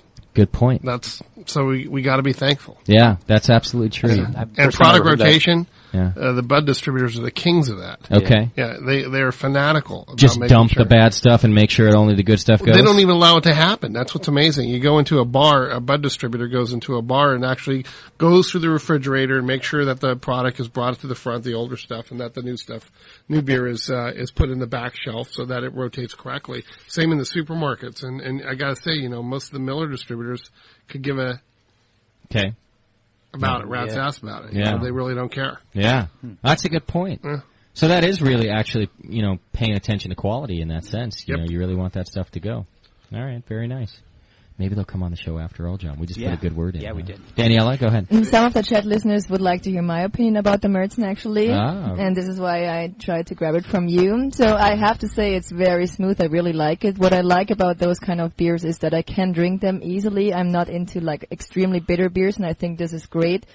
Doug, you're right. It tastes totally fresh. And somebody asked me how I would compare his one as an American beer to the German beers. Good question. You can drink there. And I have to say, it's really, I can tell you're influenced by German brewing, and it's definitely in the same range, like the big breweries in Germany, the big good ones. I'll protect you if you want to tell them it's not very good. I know you would. No, it's great. It's definitely very good. Yeah, we already bonded earlier. You guys are all pals now. But you know what's interesting? It's very difficult these days to even find Märzen. To find Märzen on tap in a Bavarian bar, it's very difficult. Yeah, you only find it on special occasions, actually. Yep. That's where you can drink it, or you go to the liquor stores and find bottles there. Most of the Märzen is shipped over to the United States as Oktoberfest beer. What? Yeah. Really? Yeah, Polana and Spaten both make, they do that? Yeah, their Oktoberfest beers are their Märzens, and it's the majority of it's shipped over here. Okay. Gotcha. Amazing, isn't it? Yeah, that is weird. But that's one of my alma maters. I worked at Spaten. Okay. Yeah, that's where I got that written down. You spent a little time there as an intern. Yep. Okay. I'm going to get into your history, too. Yeah, I want to get into your curious. history, too. Okay. We can wrap up this segment by just asking you, Dan, are there any particular flavors, since it's your beer, that you can note on the palate for our listeners that you can really pick out that maybe we haven't covered? No, I think the clean, balanced flavor profile is what I'm going after in making this beer. The richness of the caramel malt that comes through in the aftertaste that lingers, and that's part of the key signature and the flavor profile of this beer. It's got to be a rich body. But when we ferment it so far down, meaning that there isn't that much residual sugar, in order to have the continued body, we have to start at a very high original gravity, and 13.5. It's interesting that classification for a Märzen, it's one of the few beers that you're allowed to go over 14% in gravity. Okay. In original gravity. It's called the Lückenbier in Germany. And there's a very distinct tax brackets for different beers. Mm-hmm. And between 14 and 16%, you're not allowed to brew any beers with 14 to 16% gravity. After 16%, it goes in the Bach category. Okay. Under 14%, it goes in the regular tax rate. And this is the only beer that they allow to go into different ranges. So you'll find Märzens that are in anywhere from this 12.5% range up to about 14.5%. Okay. And 13.5% is kind of the traditional. 13% is the traditional level for fest beers or Urmärzen types. Oh, are we talking Plato? Yeah. Okay. Plato, yeah. Uh-huh. Yeah, that's, I don't know even how to translate those. It's about 4 times. At 1,000 and multiply by 4. No, just multiply times 4. Oh, okay. You're close enough that way. Same thing. Okay. All right. Okay. Very good. So I hope you're enjoying your Märzen as we are.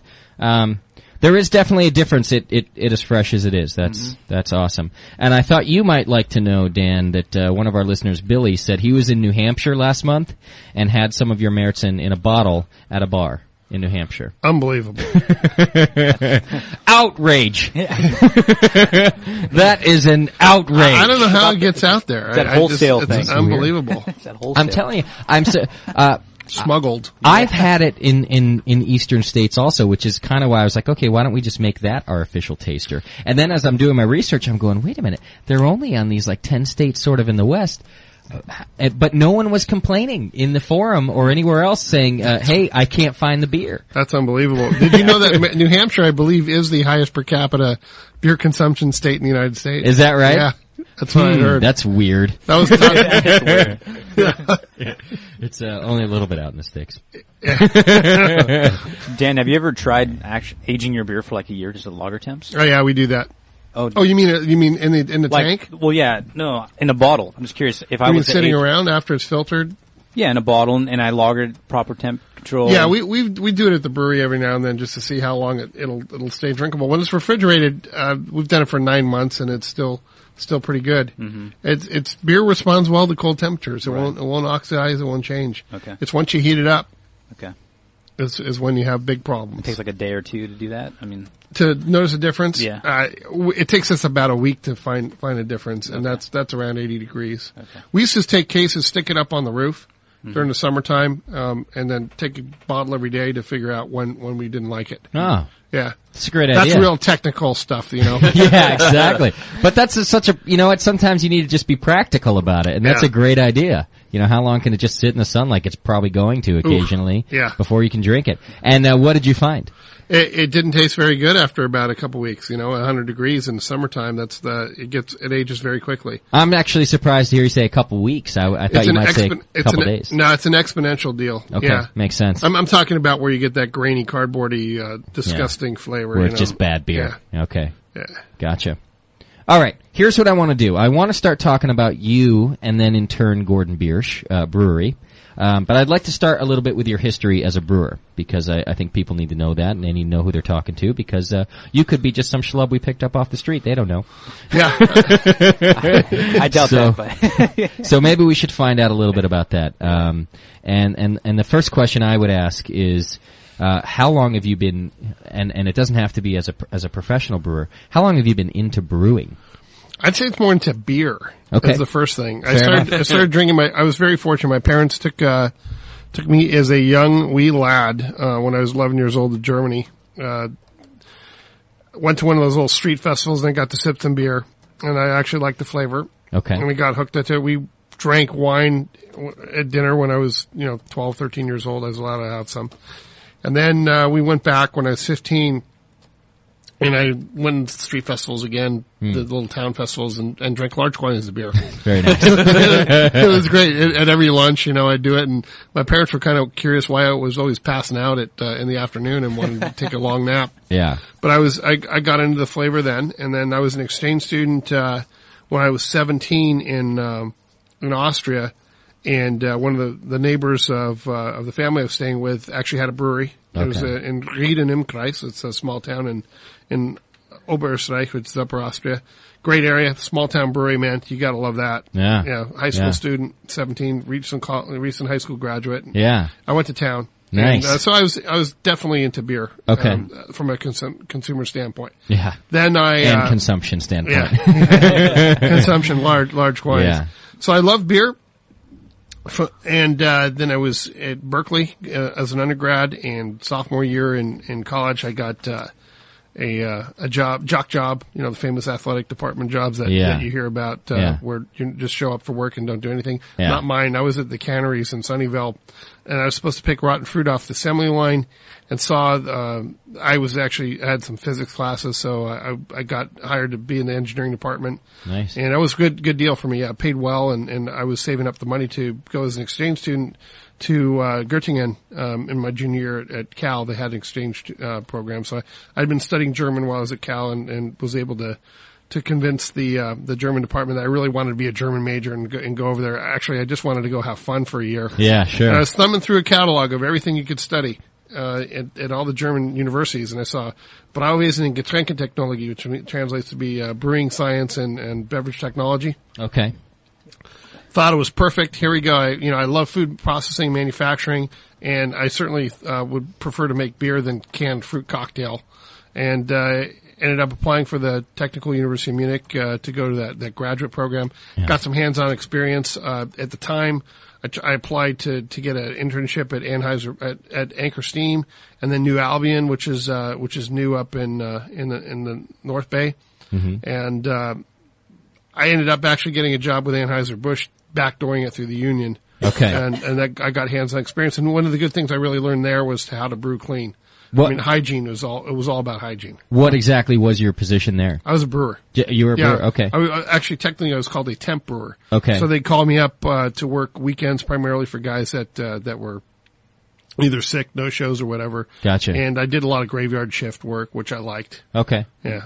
It was a good deal because you got paid double. Yeah. For working from, Very nice. From, I think it was midnight till 8 in the morning. Okay. And at that, if I could ask a little bit about that position, is it? I'm picturing you there with this giant manual of step by step. This is exactly what you have to do, kind of a process. Is that right? Or? No, it was all hands-on training. Really? Okay. Yeah, it was kunta kinte, one brewer showing another. Gotcha. For what I was doing. I never saw a manual. The only manuals I saw were on safety, such as how to lift, and you had to sign off, to show that the test was, could you lift a 50-pound bag? Gotcha. And then otherwise I was scrubbing tanks. So the work I was doing as a brewer there, that my actual paid job wasn't really training me a lot on the technical aspects, except how to be clean and the importance of hygiene, which is a fundamental root of consistent brewing. Sure. But I had a lot of extra time there, so I would spend going at the different departments and learning about work cooling, going to the brew house, going to filtration, so I could get all around training. Gotcha. The only thing I didn't get trained on was bottling. Okay. All right, fair enough. Mm-hmm. I just want to write it down because I'd like to get back to sort of the hygiene that you learned there. I'm sure that you've translated that over to Gordon Biersch now, that sort of meticulous, keep it clean, keep it consistent kind of thing. Yep.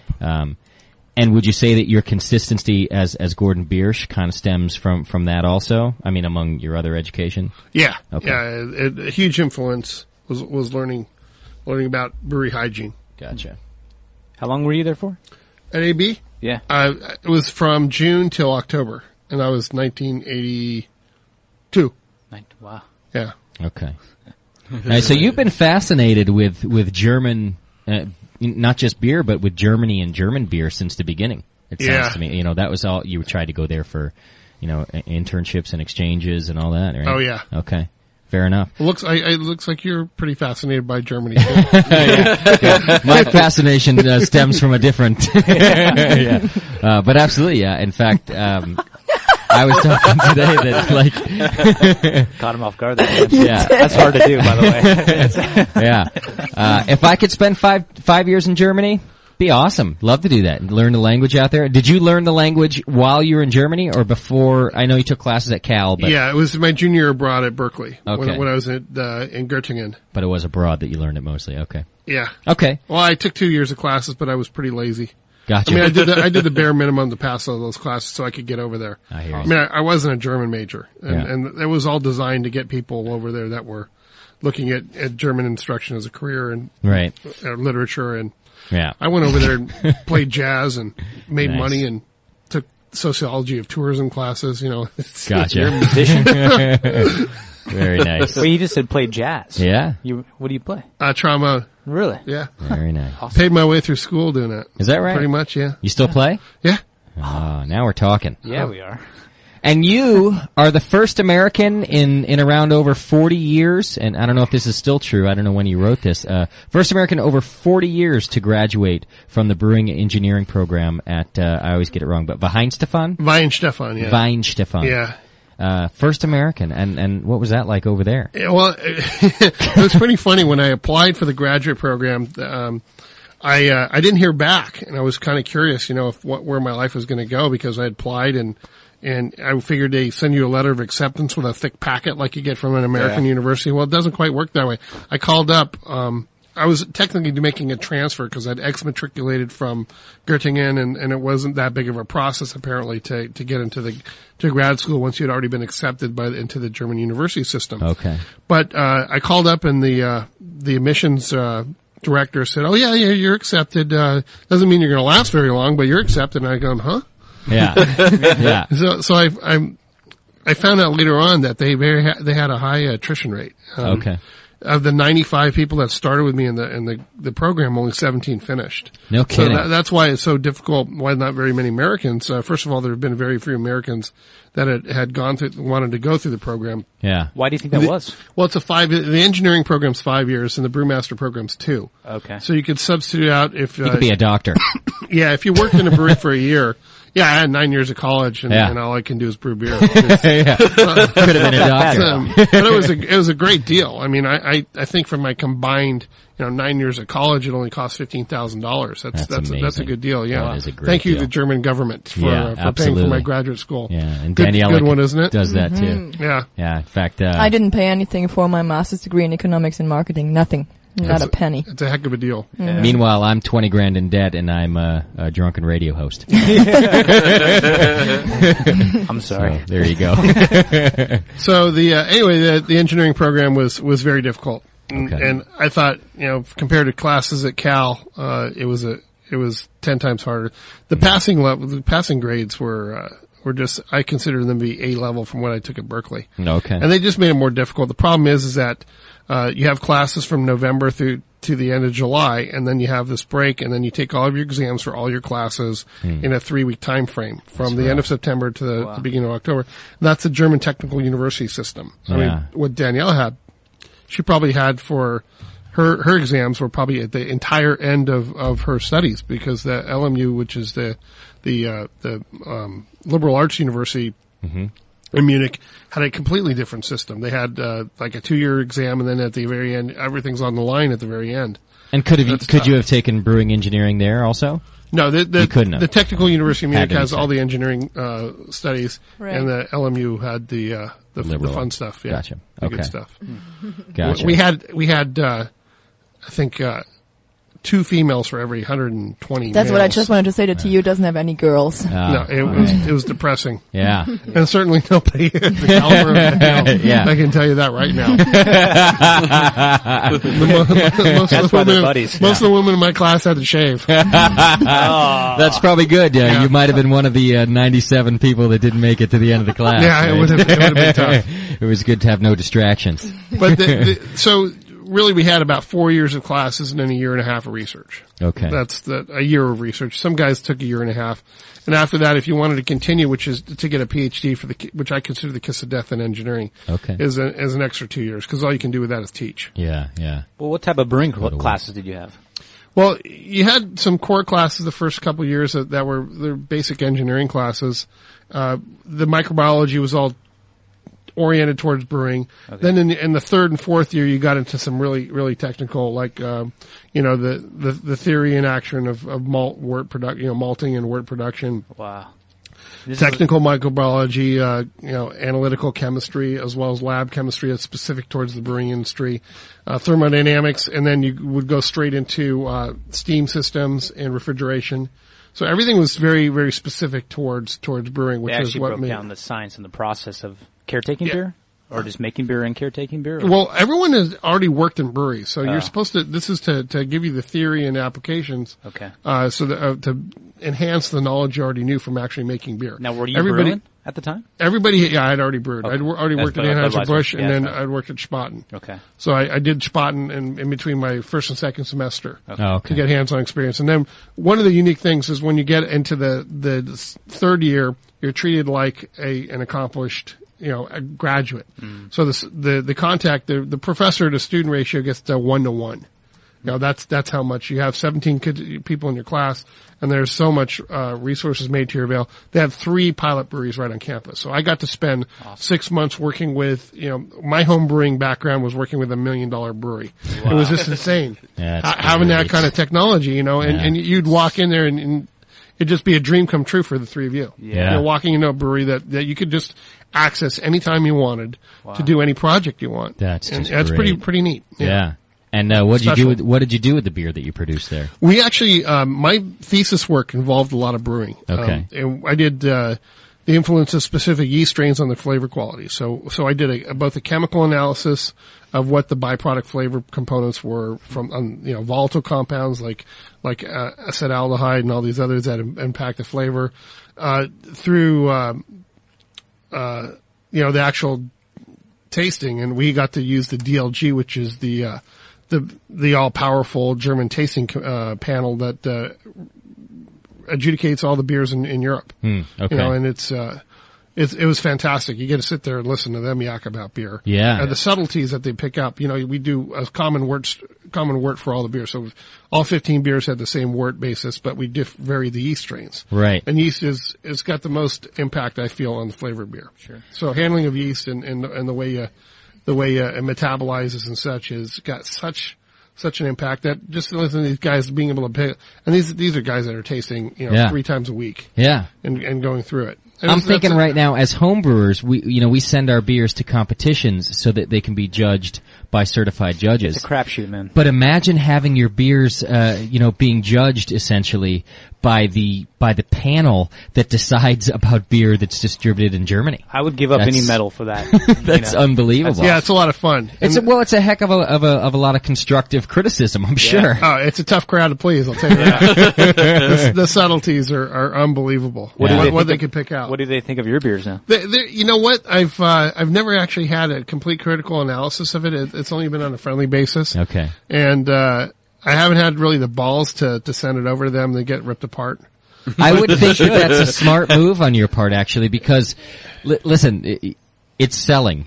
You don't need to feel bad about yourself. You know what I mean? The nice part, I've had a lot of my classmates and friends that run breweries over there, and they're brutally honest. So they'll sit in front of me and give me their 2 cents worth. And the professors that have come over have told me, on the record how they feel about it, and I've been pretty happy. I think I've fulfilled their requirements for good beer. Right. After that, once you differentiate between good and bad, it's all subtleties. Okay. Mm-hmm. So they don't mind you claiming a graduate of their program. No, actually, I'm still treated like persona grata. I should say. That's very nice. I went over there this June and I got to speak or lecture to one of the classes in microbiology. Oh. They call biotechnology 2 for brewing, which is a good department. My alma mater. It's where I did all my research, and they're good guys. Professor Donhauser came out. There were 2 kingpin professors when I was going to school there, Professor Narcissus and Professor Donhauser. One was the malt and wort production guru. Okay. He's known as the foremost expert in the world, I think, on brewing. Personally, he's considered the beer pops, which is the beer god, beer pope. Wow. Yeah, he's retired now. All he does is go around. He's old. Oh. Great guy though. I mean, we're very friendly and a very positive reinforcement type. He's the Bill Walsh of brewing. Fair enough. There you go. Okay. And then Professor Donhauser was the guy that they got in all the genetic engineering and identification of yeast strains, and that's who I did my thesis for. And he came out, had dinner with me a couple nights, and we all hung out together. It was a great thing. Big reunion. Good experience. Yeah. All right, here's what I want to do. I got a ton of questions from our listeners for you. Sure. Right. But we all got to pee and get a beer. Yeah. So, not in that order, though. Yeah. I'm gonna ask you one quick question from our listeners, which I think is a good one. It's a cool question, and then we're gonna take just a really quick break, 1 or 2 songs, enough time for us to refill, and then we got a lot more questions for you. I got a whole line for you, so people are really interested in what you're doing. While you were at Anheuser-Busch, did you ever want to change one of the recipes just for fun? No, that's from our listeners. No, I didn't know enough about how to even do that, so I was learning. But what was really neat is a lot of people don't realize what exactly high gravity brewing means. Uh-huh. So what they do is they make a stronger beer. They ferment it down. This is primarily because of the protein, the lack of protein in rice, that they have to brew a higher concentrated beer using malt, because it's about 30% rice. Okay. And in order to get the amino acid balance in there prior to fermentation. So anyway, they, have this, what we call the good stuff. Okay. Up in the fermenters and the aging tanks. That roughly is, equivalent of about 16% original gravity. Wow. Oh yeah. So we were drinking out of that. And I don't think I think it was an unwritten rule that you never spoke about it and didn't let people know. Yeah. But we were drinking some good beer. I'll just tell you that. That's actually a cool story. Yeah, before it got diluted down. Sure. With carbonated water on the way to the bottling line. So Gotcha. that's the nature of high gravity brewing. Is you brew a stronger beer, you need fewer tanks. Yeah. Aging capacity, you stretch out more capacity out of the brewery. Yeah. But it was good. Did you have to sign a big hush-hush agreement when you left Anheuser-Busch? No. Really? Not at all. See, I got this big I'm evil glad we picture clarified that too. It was interesting. We could also drink all we wanted on the job, which I thought was an incredible thing. Wow. Like as in tasting or drinking? I'm talking drinking. They had the can line in particular, had a lot of misfills. Yeah. They would be short, and every can is weighed as it goes past the sensor to make sure. And if it gets rejected, they put it in the cooler in the lunchroom. And Okay. you'd be able to go help yourself on the job to as much beer as you wanted. This is before people, the dram laws and all that kind of thing. So they didn't want to encourage drinking on the job later on. Right. While I was there, man, I was living off of beer. Right. Literally. That was lunch, dinner. They didn't give us any cases to take home unless we had a perfect safety record. So we got one case of beer at the end of the month, and we had a perfect safety record while I was there. So I got a whopping, 2 cases of beer or 3 cases of beer to take home. Gotcha. Which Probably still have it. I thought it was really, really ironic. I was drinking a lot of AB beer then. I always support the home team. Nice. If someone's feeding me, I'm gonna be loyal as can be. Sure. But that was it. I was drinking a lot of that beer. That's a great job description, if you ask me. Actually, you get the good stuff upstairs. You're allowed to drink whatever downstairs. That's brilliant. Good job. Yeah, it all changed subsequent. I know someone screwed up. Do you have the same practices at the Gordon Biersch Brewery? Guys allowed to drink? Yeah, there's no policy. Okay. Guys taste all the time. Every brewer has to sign off on every tank of beer before it gets packaged. Okay. That's my policy. Okay. And the thing is that we're so consistent that sometimes the guys get, that's fine. I don't know. And they don't actually taste every day, which we try to reinforce. We get them to do it, but it's all moderation. My brewers get to take as much beer as they want home. Gotcha. Yeah. So if they want a keg, we usually take it straight out of the tank, do it unfiltered. Right. Yeah. My ultimate goal in life is if I had a dream come true, all beer would be fresh. All beer would be unfiltered, and it would be handled properly once it left the brewery. Right. That's my wish list of things to do. It's a little beer heaven. It really would be. Yeah. And the world would be a perfect place then. Yeah. Would your beer last longer if it was unfiltered? No, actually what happens is unfiltered beer, the yeast goes through autolysis when it's at room temperature, meaning it dissolves and the bottled beer takes on a musky flavor, so it's got to be kept cold. Okay. To really fulfill it. And then even if it's not kept cold, I would say after a month, unfiltered beer starts to, lager beers in particular, top fermented beers, in Hefeweizen, they have so much strong flavor components that they cover up the autolysis flavor, or the medicinal flavor, the phenolic flavor that you get out of, in a lager when the yeast is sitting around and dissolves. So that's the hard part. Yeah, that's good to know. Yeah.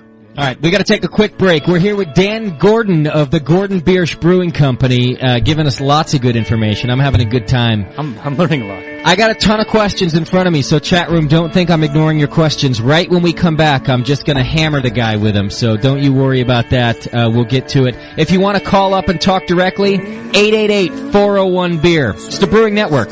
We'll be right back.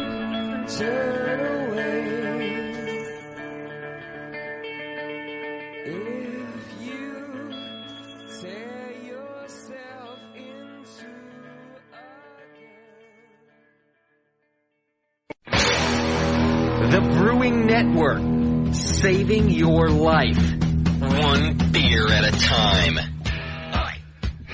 Yes, sir. We're here with Dan Gordon of the Gordon Biersch Brewing Company, hanging out with us. It's Doppelbock. Yeah, we're drinking right now. It's not even out yet, or it just came out? It's hitting the shelf right now. Hitting the shelves as we speak. Did you say you pulled this off the bottling line for us? Yeah, pretty much. Yeah. It was being bottled on Friday. It's a very dark Doppelbock. So malty. Which is what makes it good. I was telling you at the break we were about to have a little conversation. At least I think we were. My half was a conversation anyway.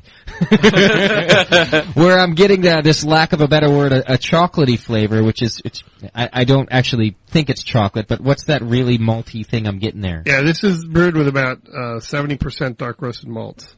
So that's why it's you more get that roasty thing I'm getting. Mm-hmm. Which dark roasted malt? It's got a lot of Munich malt in it, and then it has caramel Munich in it, and then it also has this malt called Carafa Special, which is a huskless dark roasted malt, and that's got a very small percentage of that. Interesting. That gives an intense flavor. Do you dehusk your grain? No, that's just that one. Just part. that one. Okay. The environment makes that. Okay. All right. I have a lot of other questions to kind of get us through from what I know of your background as a brewer, but let me hit up our listener questions first, and I'm just going to kind of throw them at you. And so it's going to be kind of random. Do any of your brews use adjuncts? No. You are a Reinheitsgebot purist. Reinheitsgebot. Thank you. purist you are. Yes, we are. Yeah? To the extreme. Okay. So much that you shun beers that don't follow, or just that it's not your thing? It's not my thing. He just doesn't know about that stuff. It wasn't in his training. We don't even add any chemicals to balance out the pH of the water or the alkalinity of the water. We do something very unique. We make lactic acid. We have propagators that have lactic bacillus in it, which, if for everybody out there doesn't realize, that's what turns beer into grapefruit juice from a flavor standpoint. So we produce lactic acid from our wort using lactobacillus, and then we add that to bring our pH in line during our mashing and boiling section. So when we're mashing, we will dial in the pH exactly to 5.4. Okay. Yeah. That's your mash? Okay, your pH. But how do you add the proper percentage of lacto to your water? I mean, how do you control that? No, he makes a brew of lactic acid and then puts the portion of that until it comes down to 5.4. Yeah, so we do a pH measurement and dose until we get the right pH. And are we talking... talking... a different way of getting acid, so he just does it naturally to get acid. But is this in a separate water tank, or... No, it's just imagine that we have a separate fermenter okay. off to the side, and we'll take out some of this lactic acid and we'll feed it wort again so that it can produce during the next 8 hours. And we have two of these reactors going on to make lactic acid. And it comes out about between 1.5% and 3% concentration of lactic acid. Now I assume that dies during your mash. Yeah. Lactobacillus are not very resilient. Okay. First, they require, they'll die off pretty much, at 145, 150 degrees. Right. So you look at them wrong and they die. Yeah, they dissolve. You don't see any ghosts even of the lactobacillus organisms, the little microorganisms. But the neat thing, this is very traditional German brewing. That's the way. You've also heard the terminology sour malt. Which is acidified malt. Basically, it's asphyxiated and becomes sour during the germination process. And this is just another way of doing it in the brewery. Okay. As opposed to adding acidulated malt. Okay. Now, of your 12 brewery restaurants, do they all? Is there more than 12 now? They're 19. They're 19 now. Yeah. Oh, got to update that site. Yeah. Well, they got to. I'm the king of not updating my site. That's in my text on my part. That's my autobio. But the rest of the site has the correct amount. So 19 now. Yeah. And do they all brew? Yeah. They do. Authenticity through and through. How do you control for the different water at different... I know you're adjusting the pH, but that's not the chemical balance. That's not the only thing in the chemical makeup of your water. How are you controlling consistent beer in those places given different water? Well, what's really neat is you have really two types of brewery locations in the Gordon Biersch world. One's with good water supplies coming from the sea. Okay. For instance, San Francisco and Honolulu have phenomenal fresh water supplies. Okay. Then you have some of the real bad ones like Southern California, San Jose, Tempe, Arizona, those locations. And we contract out with a company called Ionics, and they put in these fancy-dancy water treatment facilities that produce RO water and takes blended filtered city water, and we get to the right hardness of about 150 parts total dissolved solids, parts per million of total dissolved solids. So you're still using local water. You're cutting it. Yeah, you gotta handle it. You gotta treat it. I gotcha. Mm-hmm. Okay. I was curious because without having to add things to it, that's how you have to do it. Yep. You want to get the water balance at the source. And how close is your consistency then, having done that? It ranges. The best part is that when you have a large brewery, you can get it spot on. The range and hardness is probably 100 to 200 parts per million because you can't get the same kind of quality machinery in a smaller scale. But that's how it's done. You have to be careful if you buy like a rain water softener system that has a charged resin. That can strip out too much of the minerals. So if you're doing that, if you're taking softened water at your home for doing home brewing, you may want to just get one of those little home testing devices that the softener companies can give you, where you just titrate in some drops and it'll tell you your hardness, and then you can figure out how close you are. Okay. Yeah, it's a good point. I started using all RO water before I ever did this show, and before I ever knew that was retarded. It won't. We whipped him many times for that one. Yeah. Osmotic pressure will just destroy the yeast. It'll die. Yeah, it was. But you know what? It won't kill it because you have a lot of minerals in the malt itself. Yeah. it's not going to, you're not going to fail. Well, I still was ending up with beer. It just was loosely defined as beer. That's all. You know, beer. But of course, at that point too, when you brew your first batches, and I like to restate this for beginners like myself. You know, these are things you don't notice till later anyway. So brew with what you got, and it's going to turn out just fine. Glad you made beer. You're gonna love it. Doesn't matter. My first beer was awesome. It was all reverse osmosis water. There was not a mineral in that thing, and it was awesome beer. It's just later on when you start to, just because you can, and you realize that you should, do it later. Okay, lots of questions for you. I had a question, and it pertains to this one from a listener as well. He asks, how hard was it to learn German as it pertains to your science courses? And my question along with that is, were all of your courses in German? Yeah, they were all in German. They were, okay. And you gotta say it's a lot easier studying engineering in German than it would be to study law. Okay. I mean, just think about, you don't have to write any papers. And there's no rhetoric. It's all chemical formulas. Cut and dry. Yeah, it's a lot easier, I think, studying a technical field in German. Okay. Yeah, some of the lectures, and by the time you get into the wordy courses, you're pretty fluent. So by the time you started at that institute, you were fluent in German, or not quite yet, or? I was fluent. You were fluent. Yeah, okay. I had passed the German entrance exams, which are you got to speak pretty well. You got to do that. Yeah, it's not going to click. Then the problem I had originally is that we're talking about a dialect that a lot of my professors spoke, which is a Bavarian dialect, which I speak too. Yeah, and the accents were tough for me to pick up in the first 6 months, so I was at a disadvantage on that. Okay. And then after a while, there was one. I got to say, there's one professor, the guy that taught water, and waste treatment. Isn't that great? Wastewater treatment. Yeah, That's you don't know how big of a business that is. Wastewater treatment. Oh, I bet. It's gigantic. And this guy was the kingpin of it, and he was a great guy. He was a phenomenal beer drinker and an incredible palate. He's on that DLG tasting panel. Okay. But he had such a strong accent. To this day, I can't understand what the hell he's saying. Wow. No, I said, "Can I have a translator, please?" They thought that was pretty funny. Yeah. Doc has a great story about doing pretty good by himself, speaking German, until he went to a Chinese food restaurant in Berlin. Oh, yeah. No, it was Thai food place. We were tired of everything else, and we went into. I was in southern Germany, and it was kind of tough with some of the dialects in Switzerland. It's kind of like listening to hillbillies. Yeah. Sorry. What? Get out of my house. We'd go to or just very strong Southern accent in English. What's a hillbilly anyway? Never mind.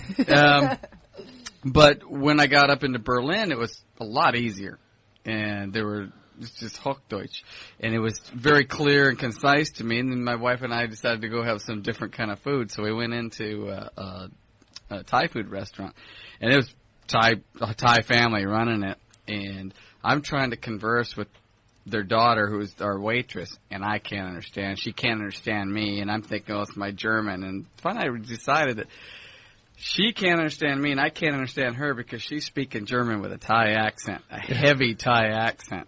Yeah, you would have been better off with English, probably. Yeah. I decided when you go to Thai restaurants there, I mean, most of the time, even the Germans are ordering in English. Yeah, I just ended up pointing at the thing that had the chicken next to it. There you go. All right. How do you think your Märzen compares to Spaten's Märzen? They're very similar in the way they're brewed. I mean, I'll be up front, having worked there and knowing both ways. There's a classic way. I think what we do is we brew German beers the classical way, going back a couple hundred years. Okay. And stick to the real traditional things. Our advantage is the freshness factor, Yeah. They're shipping their beer in a container via the Panama Canal. It's probably taking 6 months to get here. Yeah. It's decayed by the time you even get a chance to drink it. Yeah. So I think what we're doing, and my mission and goal, is to make the same quality German beers that you get in Germany and Bavaria. Yeah. But have them here fresh. That's Which my is, goal. you know what? It's a great market niche. It's a great way to serve beer. It's a great way to introduce Americans to original, to traditional beer, rather. Yep. Yeah. Okay, back to your lacto. Do you have issues with lacto running amok? No. No? That's amazing. We are a sterile brewery. Okay. And it's incredible. Okay. And if you design and engineer it correctly, there's no risk. Okay. And he has guys. Yeah.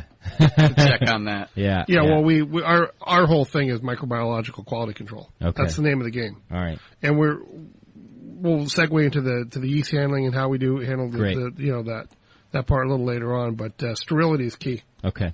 Making sure those pathways are purged and cleaned every time between every use, and then you don't have to worry about things like that. Right. All right, we're going to get into those things. I've got 4 good topics that are going to. I'm sure we're going to have to cut short just because of time. Let me get to some frou-frou questions just real quick. What's your aside from your own, of course? Do you have a favorite beer? What is it, and what's your favorite style of beer? Well, Pilsner is what I drink the most of. Okay. And I love drinking ours. I'd say the ones I drink when I'm on the road. Mm-hmm. When I'm in Germany, I'm drinking my friends' beers. Okay. There's some small breweries. We drink this small brewery called Schlossbrauerei Au. Mm-hmm. It's a little north of Freising or north of Nuremberg. It's in the Hallertau area. Okay. Great beer. All right. Can't get it here. All right. Bummer. Using Hallertauer, of course. Yeah, most of the guys up there are only use. That's where people are really going to be shocked. I only use Hallertauer Mittelfrüh hops. Okay. We use in all of our brewing. Gotcha. In And everything. Everything we do. There's not one other hop There's that no goes Spalt, anywhere. no Spalt, no Tettnang. Nothing. Nope, no Zatz. It's all Hallertau. That's a very Hallertauish thing to do. And the breweries wow. that are in that area where I went to school, that's what we all did. Yeah. Do you do that here? Yeah. Wow. And you don't feel you don't feel like you're limited because of that, or you don't ever want to be like I really like this other hop. I mean, no, and it's pretty amazing. I think when you stick a lot of the brewers that buy Spalt and Tettnang, which are all within you're talking 50 miles of each other. Yeah. In that area, and even Zatz is only about 250 miles away, maybe max 250 miles away. Yeah. They're all very close. Okay. And a lot of them will do it primarily for mathematical, statistical reasons to have a homogeneous flavor. So if there is a down year in the Hallertau, yeah, and it fluctuates a lot. You can range from a good year, normal year is about 3.5% alpha acid concentration. Yeah. And then the aromatic components are usually proportionate to the alpha acid concentration. Depends a lot on the weather. Okay. And you can range anywhere from 1.5% to all the way down to 1.5% up to 4%. That's when it really gets screwy. Okay. And then people, so if you average it out, if you're dealing with Spalt and Tettnang and some of the other areas, yeah, then you're going to get a more consistent, flavor profile and aroma profile. Okay. So that's the only risk that we're dealing with is on a year-to-year consistency basis. Okay. That we can't counterbalance by using, we could counterbalance by adding in some other hops. But like I said, this is one of more of the traditional elements of why we do it as opposed to the logical reasons. Sure. Take yourself out of the company for a second. Mm-hmm. If you were to brew a beer tomorrow, just for the fun of it, would you still only use Hallertauer hops? Yeah, I probably would. It's just my flavor taste buds. That's another thing. You get accustomed and programmed into a certain flavor profile. Okay. And you need that. It's like your fix. Yeah, yeah. So I'm used to this type of pungent hop flavor profile, the aroma of it, and I probably wouldn't mind buying some Tettnang. If for the fun of it. Sure. Just to try it out, So and that's what I mean. Just I wouldn't mind from an experimental basis, just doing a Pilsner made with Tettnang, 100% Tettnang, right, 100% Spalt, 100% Hallertau, 100% Zatz, just to see. Yeah. Zatz hops tend to not be handled very well. Okay, that's the only downside about Zatz. And what's the difference?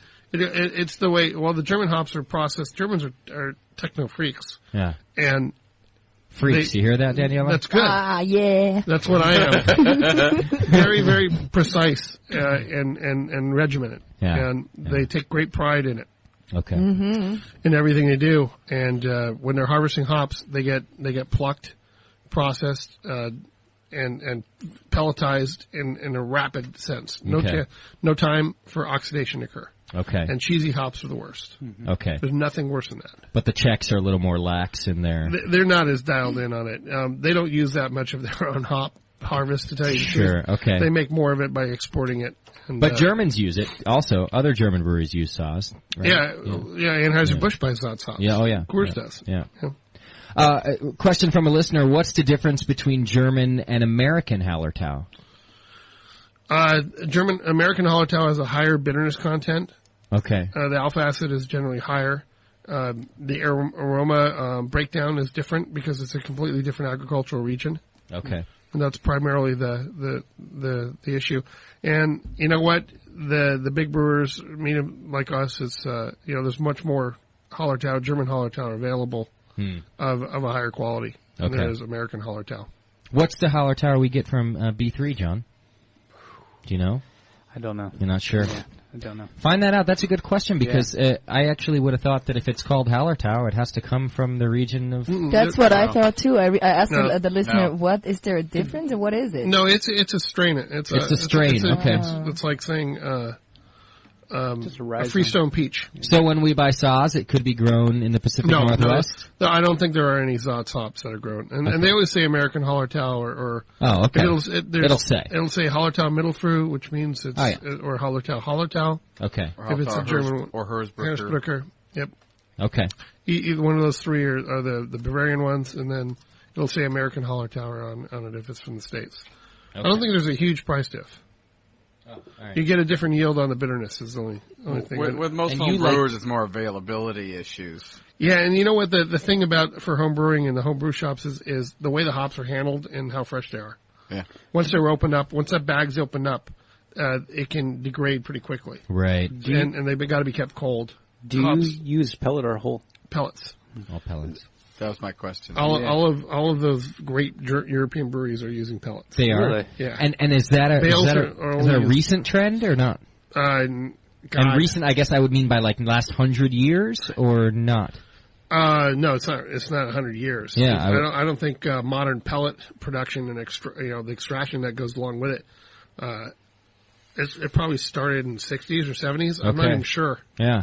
That's a good email question for someone at one of those. You know what I think it is it's a great example of the traditional beer country embracing something new that made their beer better. Yes. Because as much as they want to stick to the origins of beer, the purity of beer and where it's made, they're also willing to certainly accept new things that make the original beer better. Mm-hmm. Yeah, burlap. It's all about freshness, and if you had your hometown brewery, man, you got those hops right there. It's fresh. And the pellets are just another way of keeping them. Well, the hops are harvested once a year. That's the issue. No matter what, it's once a year, and the handling of that, and you can graph the drop in bitterness over time. We have to do that. We have to adjust our hop doses every month, based on the aging factors, and that's with us keeping our hops at 38 degrees. Gotcha. So think about big bales of hops with burlap that's allowing the free exchange of oxygen going back and forth. Yeah. And oxidation occurring and the bitterness changing. It'd be monstrous trying to manage that. AB and Coors still use whole hops. Oh. Consider that. They're very, very traditional brewers. Okay. Yeah. But it's not just freshness either, is it? Isn't it utilization as well? Well, in your system. Yeah, but it changes over. The decaying of the hop bitterness is proportional to utilization. Do you adjust your recipe based on that? Every week. Every week, really. Every week. What do you adjust? The actual amount of hops, or your malt profile? No, we change our mashing process based on every delivery of malt. So temperature, then. Yeah, on that part, on mashing. We dial it in based on free amino acid concentration, which homebrewers aren't going to do. Oh, okay. You can't do that. You don't have a photospectrometer in your home. Most people don't. So if you have a high bittering Hallertau hop, would you raise your mash temp? No, the hops and the mashing have nothing to do with each other. But I'm just saying, if you have an over bittering Hallertau hop, how are you going to compensate that? We're gonna change the hop dosing. So you'd actually reduce it then. So we start off the beginning of the year. So for instance, we're going to get our hops delivered in January for this October harvest. We'll get them in the brewery in January. It'll start off with a calculated value of 3.7% alpha acid. Okay. And then we're going to check it every time we brew. We do a wort analysis checking for our bitterness, and it's going to decay over time. And we're going to change that utilization number that you're referring to increase the amount of hops we add. So it gets more expensive as the time goes on. Right. To brew beer. But that's all about consistency. Yeah. Yep. I mean, cool. And the German thing. We're keeping awesome. it right on. Yeah. A listener is disputing that there are American Saaz. Could be. I mean, I've never seen them sold. Yeah. If they email me, I'll find out for them. Okay. Yeah, he's saying that he bought packs of sauce saying American sauce. I'll go with it. I wasn't aware of it, but I've got a label maker. I can make it. Yeah, call Hop Union. They'll know. Yeah. They'll know, right? I mean, I could be wrong on that one. It's just on the list of hop supplies from like Hop Union, Yakima Chief. I haven't seen American sauce listed. But See, there's your Stump the Brewer question. There you go. Yeah. We'll send that gentleman a T-shirt. What's your favorite Canadian beer, Dan? Boy, you know. I hope the Canadians didn't just set themselves up for him. It's Molson Ice. You know, there's some guys that in Toronto. Uh-huh. Well, actually, Gordon Biersch is my favorite Canadian beer. There's a couple GBs up in the Toronto area. Yeah, they were licensed. One Oakville is one, and then I think the other one shut down. It was a licensing deal for some company up there. There's a guy up in Toronto that had a brewery restaurant that was doing a Meritzen that was pretty damn good. Okay. And then those French guys, I met them. They were nice guys. I never tasted their beer, but they seem like really nice guys. So their beer was probably nice. Yeah, it had to be good. Those French guys. You know, they're Quebec Noirs. I forgot what's the brewery up there? Come on. I don't know. And I'm familiar with the Toronto beers too, and I can't remember them. In what city? In Montreal or where? Yeah, they gotta be. Let me ask the chat. Maybe they know. Yeah, someone in the chat room. All right. While we're doing that, I'll ask another, just kind of a vague question. And Daniela, you can answer this as well, so listen up. Where's the best places for brew vacations in Germany, Belgium, Austria? Any tips? You don't have to be an expert of all three of those, but brew vacations for our listeners. Where'd you go? First stop would be Bamberg. Okay. That's got to be my first. There's a couple. All the breweries in Bamberg serve beer out of wooden kegs. And the beer's delivered daily from the brewery. Oh, you gotta like that. You gotta. That is incredible, right? So you there. go to even if you want to try Rauch beer, you can get every style in Bamberg too. So they have Rauch beer, which is not my favorite thing, but everyone that loves going to Bamberg loves going to this place called the Eschenkelei, which is a good place to eat dinner too. They have great food. And then they're popping the wooden kegs, and it starts off with a big keg in the early evening, and then it goes smaller and smaller until they'll have a 10-liter keg and ask you to wave your hand if you want to have if there's enough demand if you promise to kill the keg. So right. And that's a good one. There's great. There's a bunch of bars there that are like that. And one of them's right next to one of the breweries there that's just spectacular. Had a really good time there, and that's where our malt comes from. There's a lot of our specialty malt. Okay. So I do a little commercial visit, so to speak. Yeah, you know? Of course. It goes on the business expense supplier visit. Yeah, whatever. Chart. And that's a really good town for beer drinking. Okay. I'd say that's fantastic. The beer gardens in and around the Munich area are a lot of fun in the summertime. Sure. You don't want to miss that out. I really don't recommend going to Oktoberfest. I think you'll have what? I'm sorry, I don't. That's good. It's a major drinking. If you're going to go to Munich it's a major drinking fest. Hello. But you know what's more fun, and I think will be a little more authentic for a lot, because corporations have reserved out all the tables now. It's very difficult for a tourist to get a seat. But I would go to the Stark Beer Fest. Which one is that? It's at the Salvatore. Yeah, this place though burned down a few years ago. Really? Yeah, it did. The hall where they did the Stark Beer Fest? Yeah, it did. And they had it in a tent for a few years. Now they're rebuilding the whole beer garden and the whole beer hall, everything. That's a bummer. It's a good festival though. It takes place in March, I believe, right? Yeah, February, March. Nockerberg, right? Nockerberg, right. And it burned down entirely. I think the people were just too drunk and they burned the place down. Well, I guess that's bad advice. Yeah, I was going to say that now has my vote for officially the funniest moment of the show.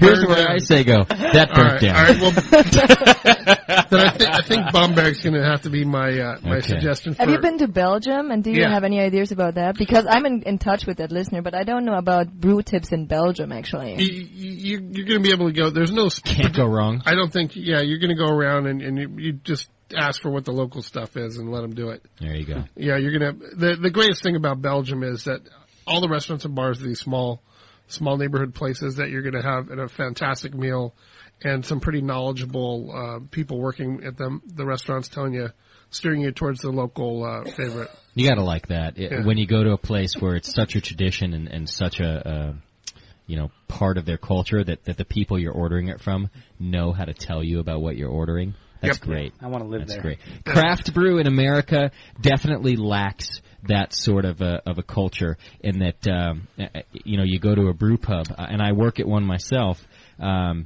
and most of the servers could care less about what they're serving you. And when a customer comes in Doc and I talk about this a lot, when a customer comes in who's knowledgeable about beer and wants to know about where that's coming from and what style it is and what's behind it, and the server says, I don't know, we sell a lot of it.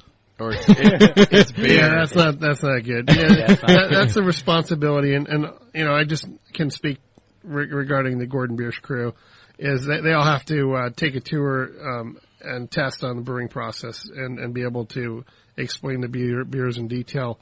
That's part of the gig. That's what we're supposed to be doing, and as the quote, the brewery restaurant chains get bigger, I think I'm worried about what you're talking about. Yeah. Well, I'll tell you this. So does the place that I'm just going to be honest with you, because I work with these people. The place that I work does the same thing. You have to pass a test. You're supposed to go on a brew tour. They give you ample opportunity to learn the process, and this is the history of the company. These kids could care less. No, I always get the, well, you want to taste it? Yeah. I ask them questions. You want to taste it? Yeah. That's just the easy way out for them. And they're going to pass their test enough to pass the test, Dan, right? Because you know how easy it is to pass a test and then forget it tomorrow.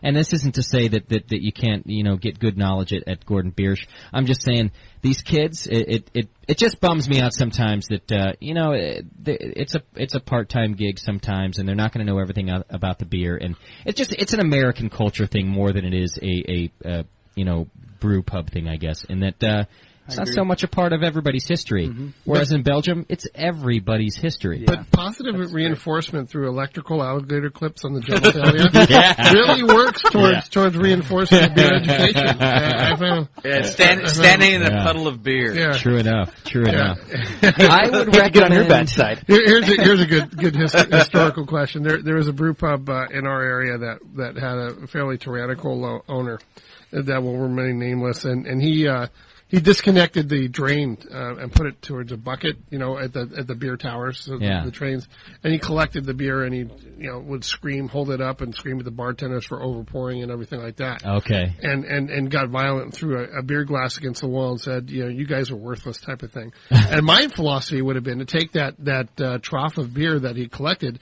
and instead of getting upset with the guys, I would have made the bartenders just drink it. Yes, exactly. See, that's the positive reinforcement that I'm looking for. That's right. And that's a good idea. It's what's known as the old. It's called a bar shot. Or Rambo. Or a Rambo. If at the end of the night at the bar you still have that drunk guy sitting at your bar, and that rubber mat that they pour all the drinks on. The mat shot. You take that mat and you pour it into a shot glass and you give it to that guy at the bar. Buy you a drink. And when he asks you for last call, 20 minutes after you gave last call, that's what you give him. Yeah. That's right on the Kitchen Confidential, huh? Yes. And Dan, I agree with you. If you did that to the bartenders and the servers, they'd learn real quick about how much to pour and what they're pouring and all the different flavors when you mix it together. All that sort of stuff. And it's easy for me to say this because I'm the one good guy who knows all about that stuff. But You're the only one there, man. I'm a beer dork. And that's actually what they call me. I am known as the beer dork because not only do I serve their food, but all I care about is their beer. And you're underpaid. That doesn't matter. So when they have questions, they say, the glazed look they say, ask me. Let me get Justin. We did our brew tour not too long ago where all of the potential bartenders had to go on the tour and do an official tour. And I'm the new guy. I'm not even a bartender there yet. And I basically gave the tour for them. And all the people who had been there longer than me are like, how do you know all this stuff? And I'm like, well, I'm a beer dork. Yeah. That's basically the way it works. Okay, how about this? A little, not a correction, but an answer to the question. The Canada Montreal Brewery. What I have here is Unibrew. That's the guys, Unibrew. The Unibrew. That's what I'm thinking. Okay, or the other one was Molson Ick. But Unibrew. That's who you're talking about. In Montreal. Okay, so there's the Canadian French one. guys. They were really nice, and I had fun spending good time with them here in San Francisco. Very nice. Someone wants to know if you've ever had the chance to try the fine German beers of Wisconsin, such as maybe we were talking about Dan Carey earlier. Is that New? Is it New Glarus? New Glarus. Yeah. And then also Capital Brewing is another one. I haven't had Capital. Okay. But you know the guys at New Glarus. New Glarus, Dan Carey, great guy. Okay. Good stuff. Nice. Everything he does, he's very passionate. Yeah? And you like their beers? I loved it. He brewed for the brewing convention, Craft Brewers Association, he did the beer up there when we had a meeting up in Wisconsin. And he did a double bock. It was great. Okay. How do you feel, back to hops, how do you feel about vacuum packing hops? Do you think it preserves them? Yeah, that's part of the deal about the pellets. Yeah. Okay. They're actually vacuum packed and nitrogen purged. Oh, okay. Yeah, it's a double whammy, and then they're kept cold. Gotcha. And sometimes they'll suck them out so you actually see the form of the pellets, and those are great. Okay. All right, that's the way to do it. And John's always said that too, and you got to have them vacuum packed. B3 does that. We flush with nitrogen, so. Okay. Yeah. Not vacuum packed, but they're flushed. All right, listen, we got so much to get to. It's just not going to happen. I'm going to try to get through some of these things quick, and then just hope that you want to come back, Dan, because we could be here all night. Yeah, we could. I'll accelerate my answers. I want to talk about your yeast. Yeah, me because too. you mentioned earlier, I think this is a really important topic. John's got a bunch of questions for you. What I've got here is that your yeast is an original German strain from the Weihenstephan bank. Weihenstephan. Is it shipped to you? We get a little test tube of it, and we grow grow it off the test tube, off the slant, so to speak. Okay. And we go into an Erlenmeyer flask. It's a 250 milliliter flask with wort, and we're growing it off of our own wort. So it's going to be adapted to the balanced diet that it's going to experience later in life. Okay. And we take it from there up to a liter. Then we go from a liter to a Carlsberg flask, which is a big stainless container that has pressure fittings on it, and they're extremely expensive. So this isn't something that a home brewer is going to be able to do. Okay. And then we take that to a 10 hectoliter propagator or reactor, and the whole thing that's going on at this point in time is we're keeping it aerobic. Okay. And we inject it with sterile air. We have a very specific pattern of rotating, injecting air, and pumping it around, circulating it. How long has this process taken up to this point? Are you feeding a wort too? We're doing a parallel processing. Yeah, we're feeding. Each step we're filling it up with more wort. Okay. So it's not a continuous feeding program where we're just injecting wort all the time. Is there a gravity that you're going for? We just don't want it to go anaerobic at any point in time, Right. and it's got to have enough sugar. And we're trying to increase the biomass. So do you start low? We count cells. Oh, wow. Yeah. Okay. Counting cards. So you're growing. Okay. Yeah. Not fermenting. Yep, we're growing. Counting cells. So we from the count cells. time you take it from the vial to the time you're ready to pitch it. Each step of increase is happening at roughly 100 million cells per milliliter. Okay. So once we hit, we'll go from like 1 million to 100 million, or we go from a half million, and it grows up to 100 million, then we're going to kick it up to another volume. Okay. And each step. And we use a hemocytometer and a microscope to be able to monitor this. And is this for each brew, or are you repitching?